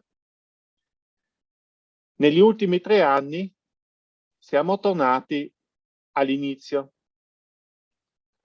perché è arrivato il lupo, ma non solo il lupo, anche lo sciacallo. E gli agricoltori si trovano il lupo in montagna, sui pascoli in montagna, e lo sciacallo a fondovalle. E quindi questa diminuzione di animali è in parte dovuto che il lupo e lo sciacallo si sono mangiati le pecore, Però ancora più grave, a mio avviso, è che sempre più agricoltori chiaramente dicono: beh, in questa situazione io lascio stare, perché per tanti questa, diciamo, questa razza non è più un hobby, è una cosa che piace a loro, hanno un'azienda agricola, si tengono le vacche, hanno anche 10, 15, 20 pecore. In questa condizione qui di pressione continua lasciano stare, quindi abbandonano questi animali. E questo è un peccato. E qui con la scusa della biodiversità, perché chi vuole difendere questi animali, lupo, orso, sciacallo e così via, parla di biodiversità, viene distrutto un altro elemento di biodiversità, perché anche a mio avviso anche la razza in via di estinzione fa parte della biodiversità. E serve un giusto equilibrio tra le cose. Non è solo il lupo biodiversità, anche gli animali allevati dagli allevatori sono biodiversità. E poi, faccio questo esempio perché voglio ricordare la follia dello Stato italiano su queste cose. Lo sciacallo è nell'allegato quinto, quindi dove vorremmo portare a livello europeo il lupo, è nell'allegato quinto della direttiva Flora Fauna Habitat. Lo sciacallo nelle nostre zone è come il cinghiale, è un animale che qui non c'è mai stato. E mentre nel cinghiale qui in Alto Adige abbiamo preso una decisione saggia, la decisione saggia consiste nel fatto che appena un cinghiale viene qui lo uccidiamo, e quindi i cinghiali qui non ci sono perché non hanno niente a che fare con la nostra fauna selvatica. Per lo sciacallo dovrebbe valere la stessa cosa. È una specie che non c'entra niente con la nostra fauna selvatica. E nonostante questo, e nonostante stiamo lavorando da un anno, non riusciamo ad ottenere un permesso speciale per abbattere questi sciacalli. Roba folle, completamente folle. E dico questo per dire sì, lavoriamo e non voglio spostare, non voglio essere frainteso, non voglio spostare la responsabilità da noi, Bruxelles, verso Roma. Abbiamo la nostra responsabilità anche noi, cerchiamo di farlo. Però noi possiamo dichiarare a Bruxelles il lupo una specie cacciabile, se lo Stato poi non lo attua non succede niente. E purtroppo lo Stato in questo momento non sta facendo niente, perché politicamente chi governa, i partiti politici sanno che c'è una popolazione cittadina, urbana, di maggioranza che difende il bel lupo, il bel orso, e quindi prendendo decisioni del genere politicamente si perde più di quanto si guadagna. Questa è la verità politica e su questa bisogna intervenire. E quindi concludo, noi secondo me se vogliamo fare un passo in avanti dobbiamo fare un'azione forte. Io sulla mia provincia qui sto spingendo, le regioni, le province devono spingere i partiti politici, le associazioni agricole, devono spingere sullo Stato affinché si faccia qualcosa, ma spingere in maniera forte, perché se la spinta non è forte per la politica è più facile non fare niente. E questo purtroppo in questo momento succede sia a Bruxelles che a Roma che in tanti altri capitali d'Europa. E su questo dobbiamo intervenire, perché sennò io purtroppo per gli allevamenti di montagna vedo un futuro abbastanza grigio. Grazie. Bene, ringrazio dottor Dorfman. Anche noi ci proviamo, noi comunque il mondo agricolo deve cercare di far sentire la sua voce, perché non possiamo arrenderci, anche se appunto come ci ha illustrato non sarà un percorso semplice. Passo la parola al senatore De Carlo che lui, vivendo in montagna, essendo anche lui della zona del Cadore, conosce bene le problematiche del vivere in montagna. Prego. Ma grazie, intanto grazie dell'invito e grazie a chi mi ha preceduto per aver fatto e confermato uno spaccato, insomma, che è ormai arcinoto, e proprio per il fatto che è arcinoto sarebbe anche ora che qualcuno, come giustamente chiudeva Dorfman, se ne facesse carico, perché altrimenti la parola gestione rimane nell'accezione non gestione, perché noi non possiamo pensare che gestire un problema lo si faccia senza metterci le mani. E a volte tutti, guardate, io mi confronto con tantissime persone eletti come me che vengono dalle aree montane. Tutti, o quelli che vengono dalle aree rurali, tutti la pensano esattamente come noi. Il problema è che noi come massa critica siamo un numero limitato rispetto al totale dei parlamentari presenti tra Camera e Senato, come lo sono i consiglieri regionali di montagna rispetto ai consiglieri regionali di pianura. Perché l'assunto secondo il quale la visione urbana è differente dalla visione rurale esiste, è evidente.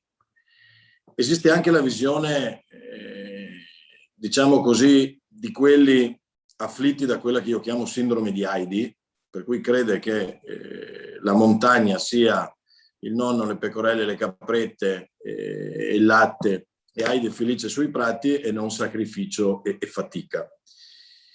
Allora come si fa a invertire questa tendenza? Beh, intanto soprattutto si devono cercare di fare quelle politiche che sradichino la gente dalle città per riportarle nelle aree rurali. Sembra una enunciazione utopistica, no? Sembra quasi un'idea impossibile.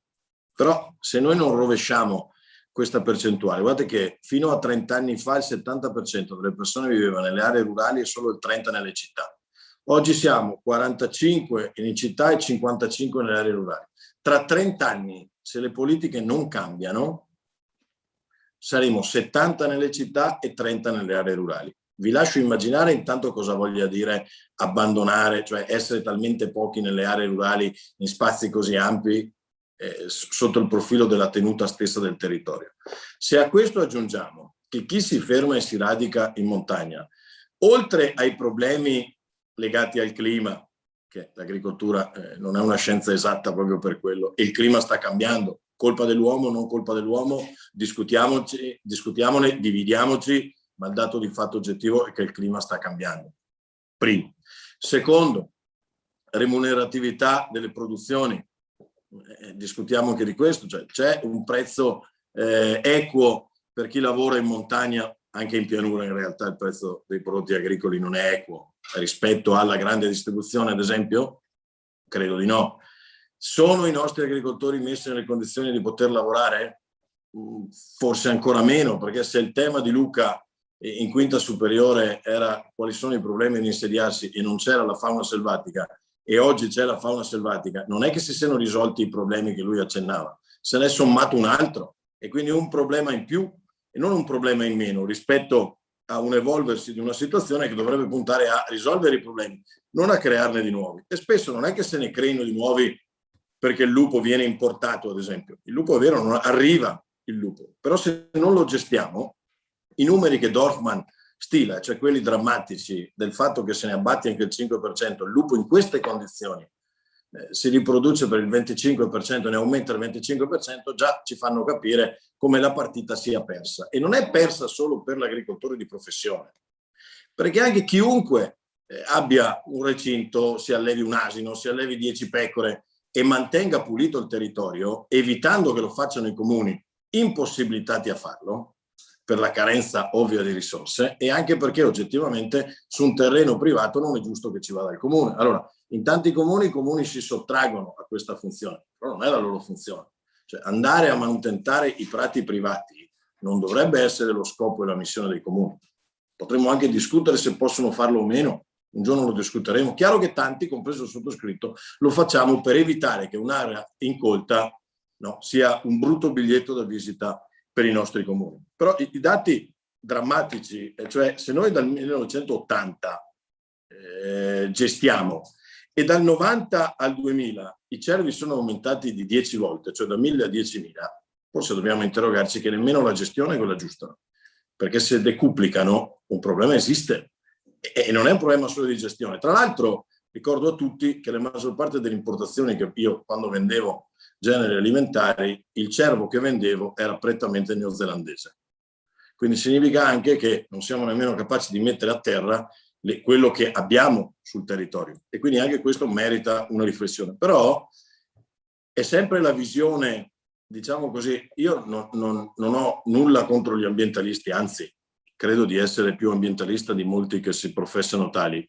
Semmai la mia è una forma un po' diversa, nel senso che ad ambientalismo preferisco parlare di ecologismo, cioè di quella scienza che studia il rapporto tra l'uomo e la natura, non solo l'ambiente in sé, perché lo sappiamo tutti che se oggi l'uomo smettesse di occuparsi della terra, non è che la terra migliorerebbe, semplicemente la terra peggiorerebbe, anche se quella che oggi conosciamo come ambiente non è sicuramente quello, è tutto cambiato. Basta leggere un bellissimo libro di Pratesi, uno dei primi presidenti del WWF, che narra la storia della natura in Italia, e vi rendete conto, ci rendiamo conto di come l'evoluzione della natura sia tutta attraverso la mano dell'uomo, perché la mano dell'uomo con la tecnica ha inciso in maniera anche a volte sbagliata sull'inquinamento, ma anche lo stesso che con la tecnica, essendo l'unico essere umano dotato di tecnica, può risolvere i problemi. E quindi evitare che l'uomo esista in montagna sull'agricoltura o sulle fonti energetiche o quant'altro significa non fare i conti con il pianeta, dove l'uomo esiste e come, anzi è sempre in crescita assolutamente esponenziale. E quindi bisogna trovare il giusto equilibrio. Però il giusto equilibrio, ripeto, parte da una condizione viziata, e che è quella che quando qualcuno parla di pecora e lupo, qualcuno sostiene che quello debole da tutelare sia il lupo e non la sua preda, cioè la pecora. E questa è una condizione mentale difficilmente da far comprendere a chi non fa questo di lavoro o fa questo di passione o non ci vive in mezzo. Perché oggettivamente se vivi in una grande città e ti dicono che è tornato il lupo, animale maestoso, legge un bellissimo libro di Boitani, capisce qual è l'etologia del lupo, è evidente che tutti sono più portati ad amare i lupi. E questo porta chi invece lo deve fare di lavoro in una condizione totalmente difficile. C'è poi un altro problema, che è la stessa cosa, guardate, il paragone è forte, però è quello legato alla legittima difesa.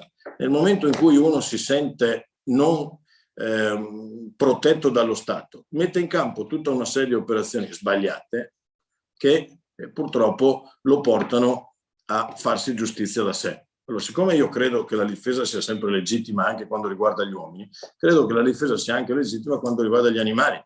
Pertanto va normato la possibilità data all'agricoltore di difendersi all'interno e difendere le proprie proprietà all'interno soprattutto del proprio territorio.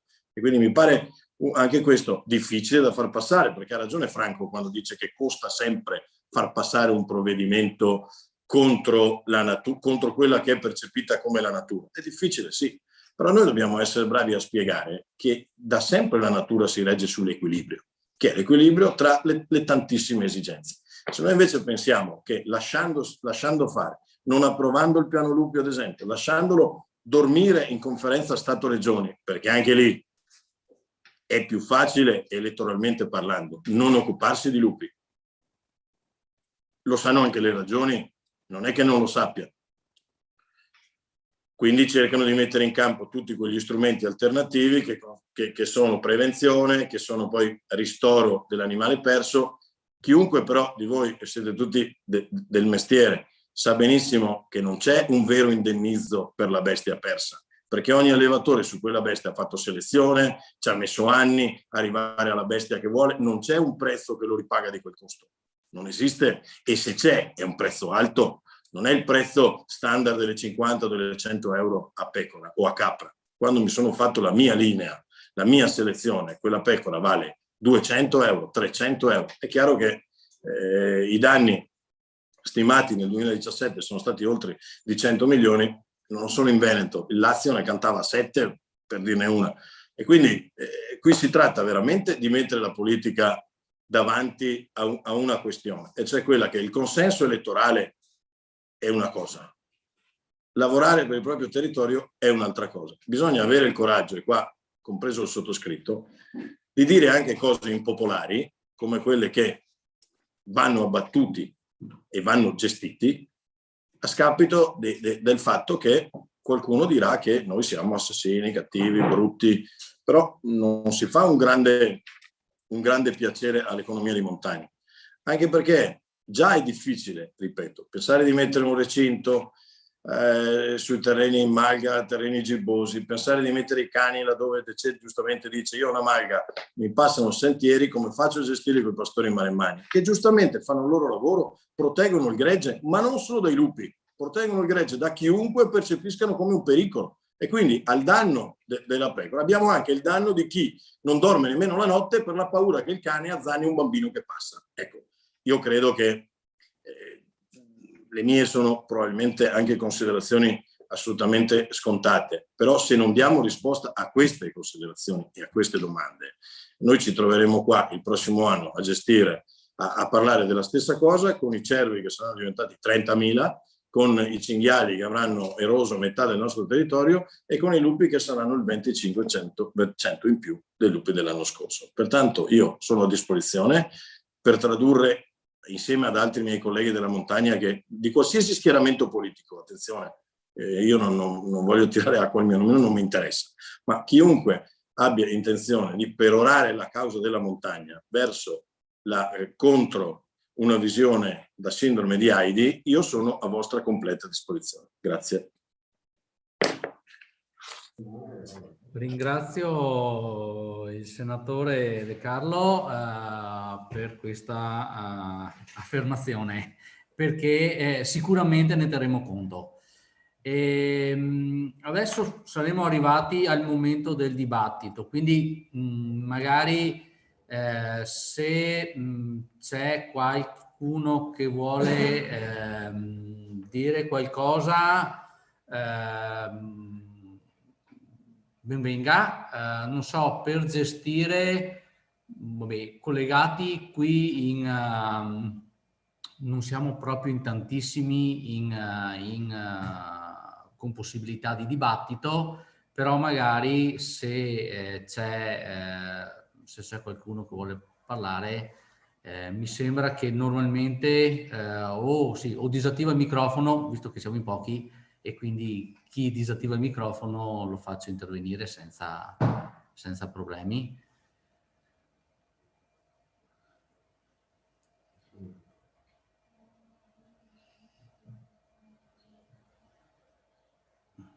Oppure nel frattempo, se qualcuno ci pensa, magari volevo un attimo un po'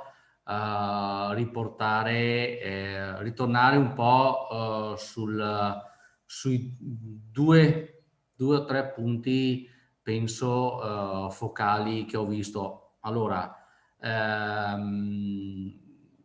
intanto così mi piacerebbe un po' appunto capire questo. Se non ricordo male, su una delle slide che ho visto del dottor Fregolent c'era la parte di danni diciamo riscontrati e la quota di indennizzo. Ovviamente, mi sembra di aver visto che la quota di indennizzo è inferiore al danno subito da parte delle aziende agricole, e quindi qui ci riallacciamo un po' al tema del convegno, no? C'è la possibilità che questi fondi vengano rimpinguati? Ovviamente l'indennizzo, perché risarcimento vorrebbe anche un po' dire ti pago tutto quello che è il valore dell'animale che hai perso, con annessi e connessi, quindi non solo il danno diretto, mi manca il capo, ma tutto quello che cioè la selezione che io ho fatto per arrivare lì, l'investimento che ho fatto. Quindi c'è una possibilità che questi fondi vengano rimpinguati? Magari appunto come aveva sollevato il Presidente prima, ricorrendo anche a una forma, chiamiamola trasversale, che è legata al chilometro zero di quei prodotti della caccia, quindi dagli ungulati piuttosto che al cinghiale o così. Non so, proverei a girare il quesito intanto al dottor Fregolent, poi se c'è qualcun altro che vuole intervenire. Allora, sulla parte relativa agli indennizzi dobbiamo distinguere due situazioni. Il discorso sono i danni che abbiamo da selvaggina sulle colture vegetali, dove noi andiamo la norma prevede un indennizzo e non un compenso. Quindi in quella situazione noi mettiamo a disposizione delle risorse e vengono ripartite sull'ammontare dei danni che vengono sostanzialmente contabilizzati e certificati dai nostri rilevatori. Nel caso invece dei danni da grandi carnivori, lì tutto ciò che è verbalizzato e secondo quelle che sono le linee guida che avevamo approvato nelle modalità di indennizzo, ripeto, aggiornate quest'anno, perché fino all'anno scorso si prevedeva un indennizzo del 10% del valore del capo sui capi morti indirettamente da attacco del lupo. Invece quest'anno siamo andati a sistemare questa situazione in cui anche il capo, la pecora che rimane impigliata nel recinto o nella rete perché sostanzialmente dispersa dall'attacco del lupo, anche quella, pur non venendo azzannata dal lupo stesso, comunque rientrerà tra i capi indennizzati al 100% del loro valore. Ricordo che il valore che noi abbiamo definito sono i massimali che vengono definiti da ARAV, l'associazione quindi degli allevatori, e a questo aggiungiamo tutti i costi giustificati, che sia veterinario, che sia di smaltimento, e quindi l'amministrazione rispetto a quello che è la parte dei grandi carnivori si fa capo della totalità dei costi che vengono certificati. Dall'altra parte, invece, nel caso dei danni sui pascoli piuttosto che i danni alle colture, abbiamo un indennizzo che è coerente con i fondi stanziati annualmente dal bilancio e come vedete ormai sono alcuni anni che si sta stabilizzando intorno a 1,3 milioni, e quella è l'importo che in questo momento il bilancio della regione ci mette a disposizione. E l'eventuale incremento, ripeto, può essere, e noi lo ribadiamo perché rimandiamo quelle che sono le statistiche all'attenzione dei nostri rappresentanti e della parte dei nostri soprattutto assessori, e su quello poi dopo ci sono le varie situazioni di quello che si richiede per l'una o per l'altra iniziativa. Sulla parte della selvaggina e riutilizzo lascio parlare De Bon piuttosto che eventualmente la collega Calderola che è connessa, però perché non vorrei dire delle sciocchezze.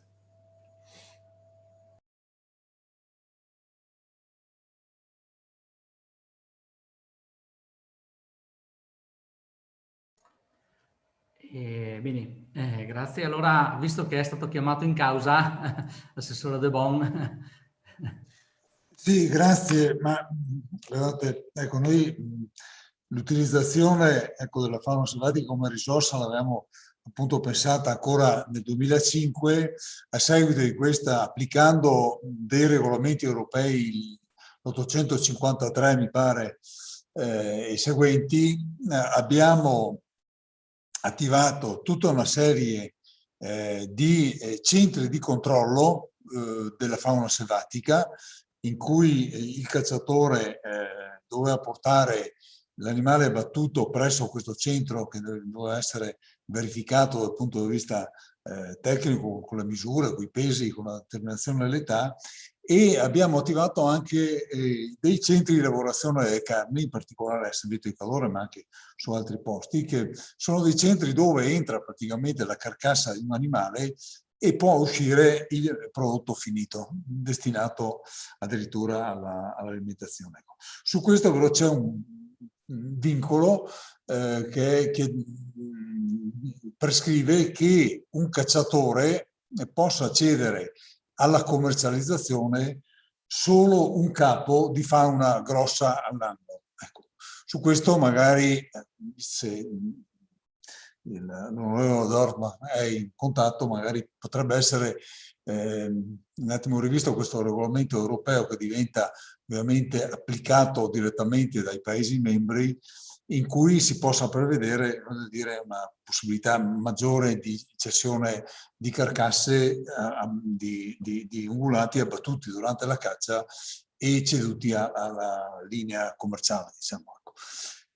C'è tutta una procedura, ecco, che è stata attivata. Su questo anche noi come provincia di Belluno, quando appunto eravamo competenti, abbiamo fatto anche dei corsi per licenziare i cacciatori formati, una figura che è creata all'interno appunto del mondo venatorio, che riesce a valutare, diciamo così, la sanità delle carni attraverso l'esame di alcuni visceri, insomma di alcuni particolari, e che quindi possono entrare tranquillamente nella filiera.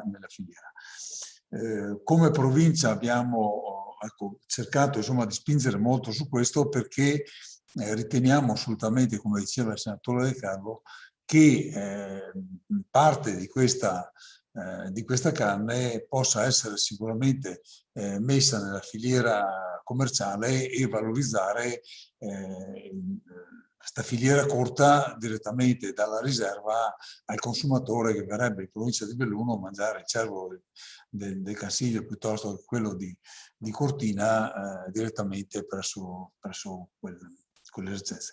Devo dire che io vengo da una famiglia di cacciatori, che questo è un processo, non è facile applicarlo, per questo dicevo stiamo facendo continuamente i corsi e abbiamo da poco firmato una convenzione con la Fondazione MAC di Trento per la formazione proprio di questi cacciatori. La Fondazione MAC è un ente pubblico che è appunto della provincia di Trento, del Museo di Scienze Naturali, che ha, come diceva l'onorevole Dorfman, insomma, conoscenza della montagna, perché questi sono temi specifici appunto della montagna.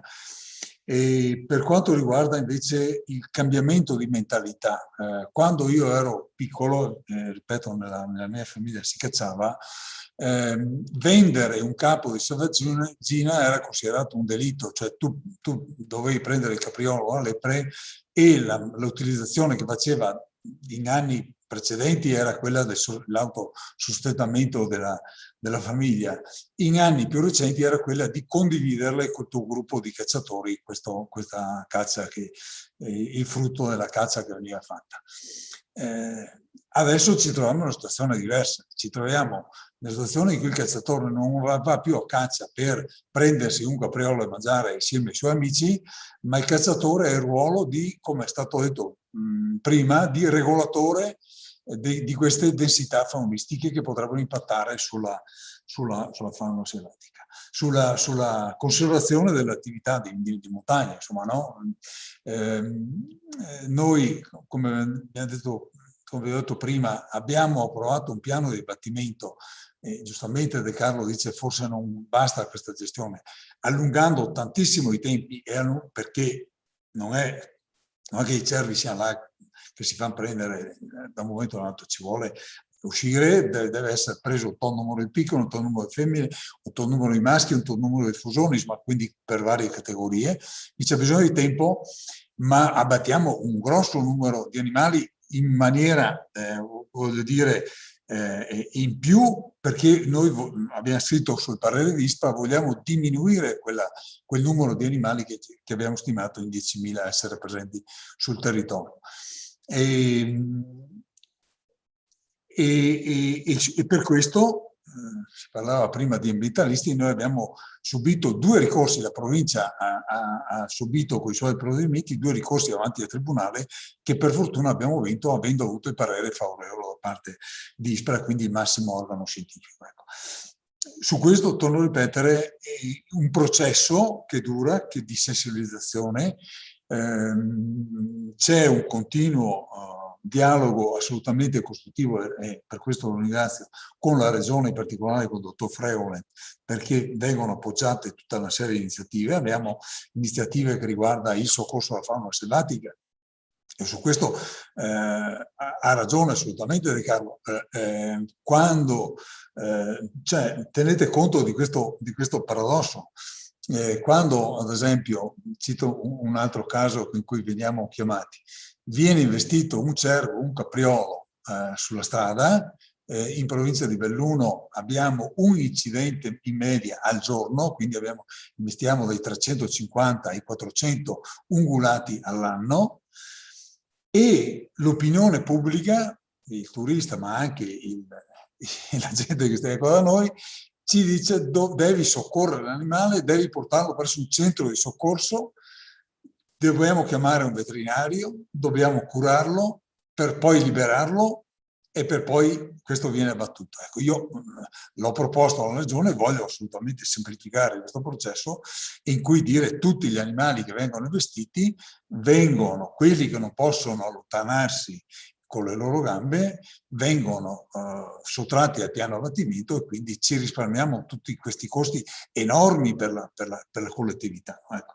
Quindi, per dire come stiamo muovendoci in maniera proprio concreta e applicata rispetto ai temi che si pongono. È però un processo, perché la gente che viene là, a me è capitato quando ero guardia, vi racconto questo fatto perché mi è succeduto personalmente, mi chiamano alle 2 di notte, un incidente, macchina con un incidente, la macchina addirittura poi è sbandata, è andata su per il muro, e arrivano là, mi dicono: soccorri questo capriolo che era lì, che con le zampe rotte, che stava zampettando in mezzo alla strada, che poi il 99% di questi animali muore perché è un urto con una macchina provoca delle lesioni interne che magari non sono visibili esternamente, ma l'animale muoiono tutti quanti, il 99%, e nessuno era andato a preoccuparsi della signora che aveva investito l'animale e che era ferita all'interno della macchina. Ecco, quindi c'è proprio una sensibilità assurda, e io, ha detto giustamente Carlo, io sono un ambientalista, sono un ecologista, ma con quel giusto equilibrio. Quindi c'è proprio un tema di opinione pubblica, e credo che questi eventi, quelli che stiamo facendo oggi, abbiano il compito anche di diffondere questi messaggi, di portare testimonianze come quello dell'agricoltore di prima, per dire: guardate che non è come la montagna, non è come viene descritto sui film, eccetera. La montagna ha le sue regole, la montagna ha i suoi costi per viverci, mettetesi in condizioni di continuare a vivere in montagna. Non so se ho risposto, ma grazie.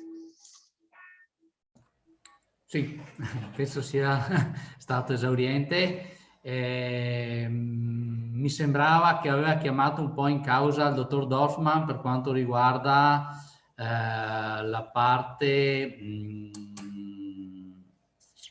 in cui l'Unione Europea dà la possibilità di della cessione di un capo. Un capo grosso. Per cacciatore.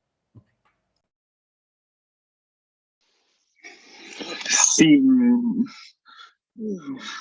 se posso rispondere, non mi sembra che sia così. È più un problema sanitario. Io so che qui, per esempio nel Sud Tirolo, nelle località abbiamo arredato negli ultimi anni dei locali appositi per i cacciatori, dove loro portano gli animali, li lavorano lì e vendono, cioè vendono ben più di uno a cacciatore. Quindi però se lei, signor De Bon, se lei mi fa una nota o una mail, indago molto volentieri e le faccio sapere. D'accordo, è il regolamento 853, il regolamento europeo, che prevede questo, ma glielo faccio avere, senz'altro. Molto volentieri. Bene, ringrazio tutti i relatori che sono stati disponibili e esaurienti. Prima di passare la parola per le conclusioni finali al Presidente della CIA del Veneto, Gianmichele Passarini. Mi sentite? Grazie, buongiorno a tutti. Buongiorno onorevole Dorfman, saluto l'assessore e ringrazio il Presidente della CIA di Belluno di aver messo in piedi questo, io dico importante convegno, perché ci riporta purtroppo in un periodo così funesto ad un tema che ormai ci assilla da parecchio tempo. Vorrei partire dall'affermazione ultima che fa. Mi dispiace che non ci sia collegato il senatore, perché le cose che ha detto sono cose voglio dire, altro che banali, ma cose che in realtà danno la misura della situazione. Noi sostanzialmente ci troviamo oggi qui a ragionare anche con la Regione se sia giusto pagare di più, se sia giusto pagare di meno, se è tanto, se è poco, e il tutto è un esercizio veramente inutile, perché il vero problema, e lo diceva prima l'agricoltore Decete, è capire cosa noi vogliamo politicamente dalle nostre aziende e dai nostri territori. Allora è chiaro che si sposta tutto sull'azione politica, perché se ad oggi, pur avendo un vulnus normativo europeo, che non è un vulnus, ma è una legge probabilmente che va, come diceva prima il dottor Dorfman, l'onorevole Dorfman, probabilmente va anche rivista, noi siamo ulteriormente indietro, perché a quel concetto di management, vi ricordo che management significa, perché oggi va di moda parlare l'inglese, ma semplicemente in italiano significa gestione. E allora se siamo indietro vuol dire che probabilmente anche a livello nostro nazionale non abbiamo attuato la gestione, ma ci siamo limitati a portare avanti una legge che è datata del 1902, che diversamente da quello che dice l'onorevole non è che gestisci, tutela, che è totalmente un concetto diverso. È orientata alla tutela, perché lo ha ricordato prima, lo avete ricordato voi, siamo arrivati ad un punto in cui noi avevamo la necessità di tutelare alcune specie che erano ormai estinte. Ora però, allora, se per quel periodo era una legge che aveva un senso etico e aveva un senso anche a livello costituzionale, oggi non ha più senso l'impostazione di quella legge, perché ribalta il concetto. E quindi quello che mi è piaciuto, che è emerso dagli interventi che avete fatto tutti voi, al di là del grido d'allarme e di dolore che hanno le nostre imprese, delle quali io sono rappresentante e delle quali oggi noi cerchiamo di dar voce attraverso anche queste iniziative, il tema è: qual è il carico sostenibile che noi possiamo avere ad oggi all'interno di un territorio? Ringrazio anche il dottore Di Longarone Fieri per averci dato la possibilità di ospitarci con questo evento. Dicevo, qual è il carico sostenibile? Qual è il concetto di equilibrio che noi oggi dobbiamo mettere in piedi per avere una coesistenza di quella che è l'impresa, la fauna e la popolazione? Anche dal punto di vista, lo diceva prima Franco De Bon, ha citato un incidente. Beh, per fortuna di Dio, quella volta lì le cose sono andate bene. Vi ricordo che l'anno scorso, 2 anni fa, a Milano dei cinghiali hanno attraversato la strada, un padre di famiglia che andava a lavorare ci ha rimesso la vita. Allora io non voglio arrivare nel patetico, perché questi non sono i temi che fanno breccia, però bisogna cominciare a scardinare, a toglierci da quel concetto di ambientalismo radicale che oggi è una lobby pazzesca, potente, perché chiunque è qua, ognuno dei politici che tu lo prendi singolarmente, dice quello che è scritto sul nostro poi documento che abbiamo anche consegnato alle autorità, che è innanzitutto il paese che vogliamo, cioè che tipo di paese vogliamo da qui in avanti, ma poi la proposta della modifica della legge,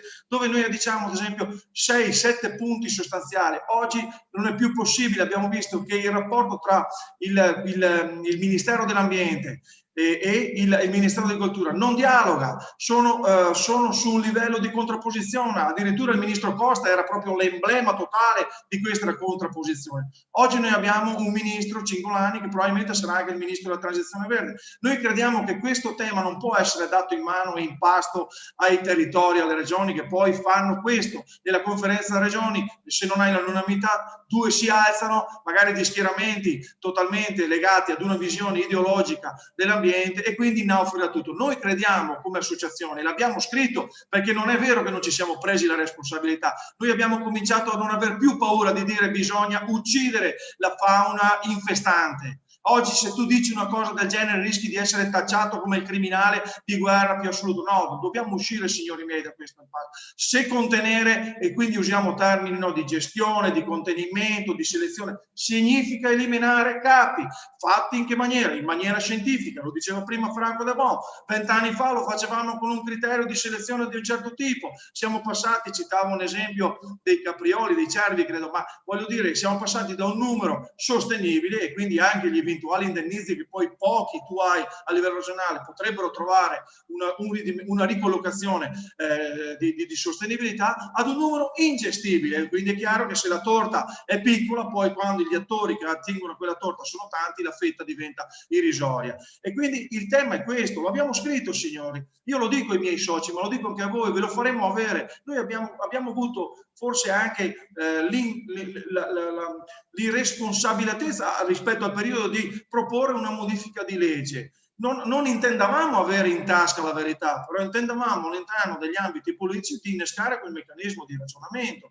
Se oggi, e guardate, non è oggi parliamo della montagna, ma io sono della pianura, il problema si riversa sulle nutrie, si può riversare sui cinghiali che infestano, che scendono ormai, perché poi il problema del lupo che caccia la fauna, che non è, voglio dire, non è stupida, si va a riparare dove praticamente si sente più tutelata, quindi c'è una spinta verso il basso di quella che è tutta la parte della fauna selvatica. Il concetto di mancata gestione lo vediamo anche, voi me lo potete sancire, in quello che è l'approccio, ad esempio, della foresta, no?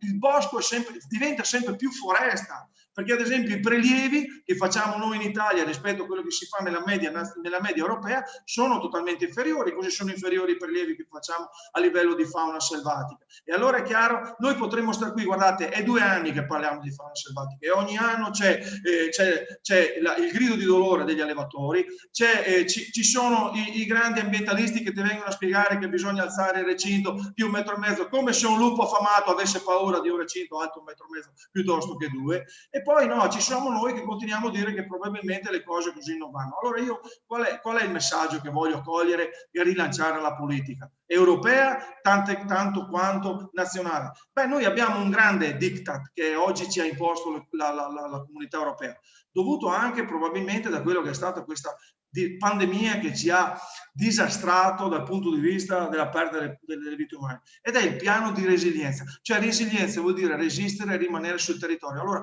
mi volete spiegare come fa una comunità montana a rimanere su un territorio dove la sua attività si basa sull'allevamento, si basa sull'agriturismo, si basa sul rapporto, un legame stretto col territorio, quando noi non riusciamo a garantire la sicurezza delle loro madri, ma addirittura la sicurezza anche delle persone?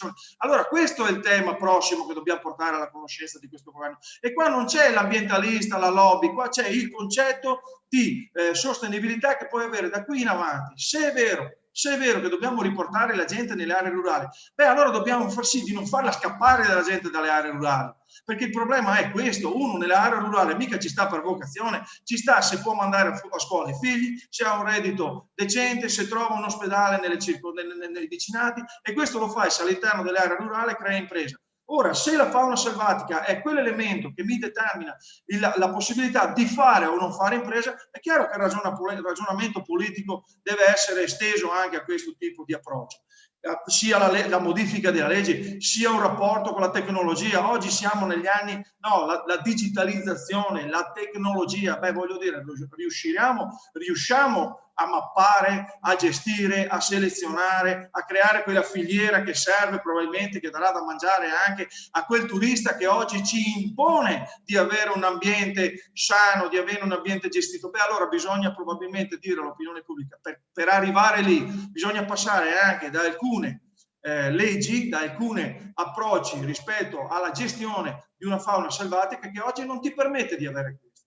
Perché lo diceva prima il senatore, se noi perdiamo il presidio del territorio, perdiamo un elemento di tenuta sociale, ma anche, io dico, ambientale, che è importantissimo. E allora guardate signori, non ce ne saranno discorsi. Se tu non hai il montanaro, e non è montanaro in termini dispregiativi, è proprio per una figura legata alla montagna che ti gestisce a monte il territorio, sotto bisogna cominciare a gambe levate a prendere paura ogni volta che ci si vede annuvolare il tempo. No? Allora, io non voglio essere, come posso dire, banale ed accusatorio. Credo che noi alla politica dobbiamo chiedere questo. Ci sono gli strumenti, ci sono i metodi, abbiamo la tecnologia dalla nostra parte, abbiamo le regioni che probabilmente del territorio devono essere i baluardi, i primi baluardi per poter essere, come posso dire, sostenibili e anche per poter essere appetibili. Il tema del turismo, ma il turismo non lo crei se tu non gestisci il territorio. Allora a caduta torniamo indietro. Gestione del territorio cosa vuol dire? Vuol dire anche mettere dentro la gestione della fauna selvatica. Quindi io non voglio più arrivare allo scontro di impresa e opinione pubblica, perché abbiamo perso, l'abbiamo visto durante la pandemia. Nella pandemia l'impresa è venuta dopo. È venuta dopo, nonostante gli agricoltori siano stati quelli che in prima linea erano là che producevano, ma sono venuti dopo. Allora il paradigma non può più essere il lupo o la pecora, l'ambientalista o l'imprenditore. Il paradigma è essere: ma qual è il paese che vogliamo da qui in avanti? Quali sono gli obiettivi che ci poniamo come politica al di là del consenso elettorale? Perché voglio dire, voi troverete 50 politici che verranno qua a dirci che è giusto, che abbiamo ragione, però quando è ora devono fare i conti con l'urna. Allora è ammissibile questo. Allora, probabilmente anche il tema della gestione della fauna selvatica e della legge va riportato alla Presidenza del Consiglio. Non può più essere in mano a quelli che sono due ministeri che abbiamo visto che storicamente non dialogano o non vogliono dialogare. Perché sennò il rischio che poi viene scaricato tutto sui poveri assessori, viene scaricato tutto sulle realtà provinciali e tutto converge lì, perché fa comodo che converga lì. E allora poi a caduta la regione non tira fuori i soldi. Non è alla regione, che soldi volete che tiri fuori la regione con una realtà così importante? Anche il dottor Fregolent fa il suo mestiere, ma lo fa in un'estrema difficoltà, perché oggi paradossalmente abbiamo anche la normativa Covid che ci permetterebbe di andare in deroga al de minimis, ma se non abbiamo i soldi da poter intervenire sugli allevatori, allora poi ci andiamo a diventare se si può ricondurre al fatto che è un danno da lupo, se l'agnellino è andato per gli affari suoi a bersi un caffè in centro in paese oppure è stato sbranato. No, dobbiamo arrivare lì. Ma allora queste sono cose che nel 2020 non sono più accettabili, ma non sono più accettabili non perché il dottor Fregolent in questo caso è antipatico per applica la legge, sono inaccettabili perché abbiamo un sistema di governo che non vuole vedere il problema dove sta, perché umanizza l'animale. L'animale è animale, la natura è avversa dai tempi dei tempi, l'uomo ha sempre governato la natura, e se oggi il cittadino si può permettere di andare sulle nostre montagne, di vivere in armonia col territorio, di trovare quel benessere yin e yang che oggi viene tanto decantato, lo fa perché persone come De Cecco o altri tanti agricoltori che noi abbiamo in quelle zone, alla mattina si alzano, mantengono il fondo, allevano il bestiame, portano gli animali in maglia. Ecco, questo è quello che noi ci poniamo e quello che io mi sento di dirvi come presidente della CIE del Veneto. La battaglia probabilmente è una battaglia che non troverà delle risposte subito, però se noi vogliamo avere veramente un piano di resilienza che rilanci e che tenga e che rivaluti quelle che sono le aree interne e rurali, probabilmente un ragionamento anche che sia slegato da un'ideologia ambientalista e da freni di lobby cosiddetta di ambientalisti radicali, deve trovare un ragionamento, deve trovare un approccio, altrimenti probabilmente saremo qui fra 20 anni a parlare del perché le nostre montagne sono venute giù, non sono più gestite. Grazie a tutti e un arrivederci. Grazie mille Presidente e grazie a tutti voi di nuovo, grazie a Lungarone Fiere e al prossimo appuntamento sperando di avere un'evoluzione. Grazie a tutti. Grazie. Grazie, buona giornata. Al prossimo appuntamento.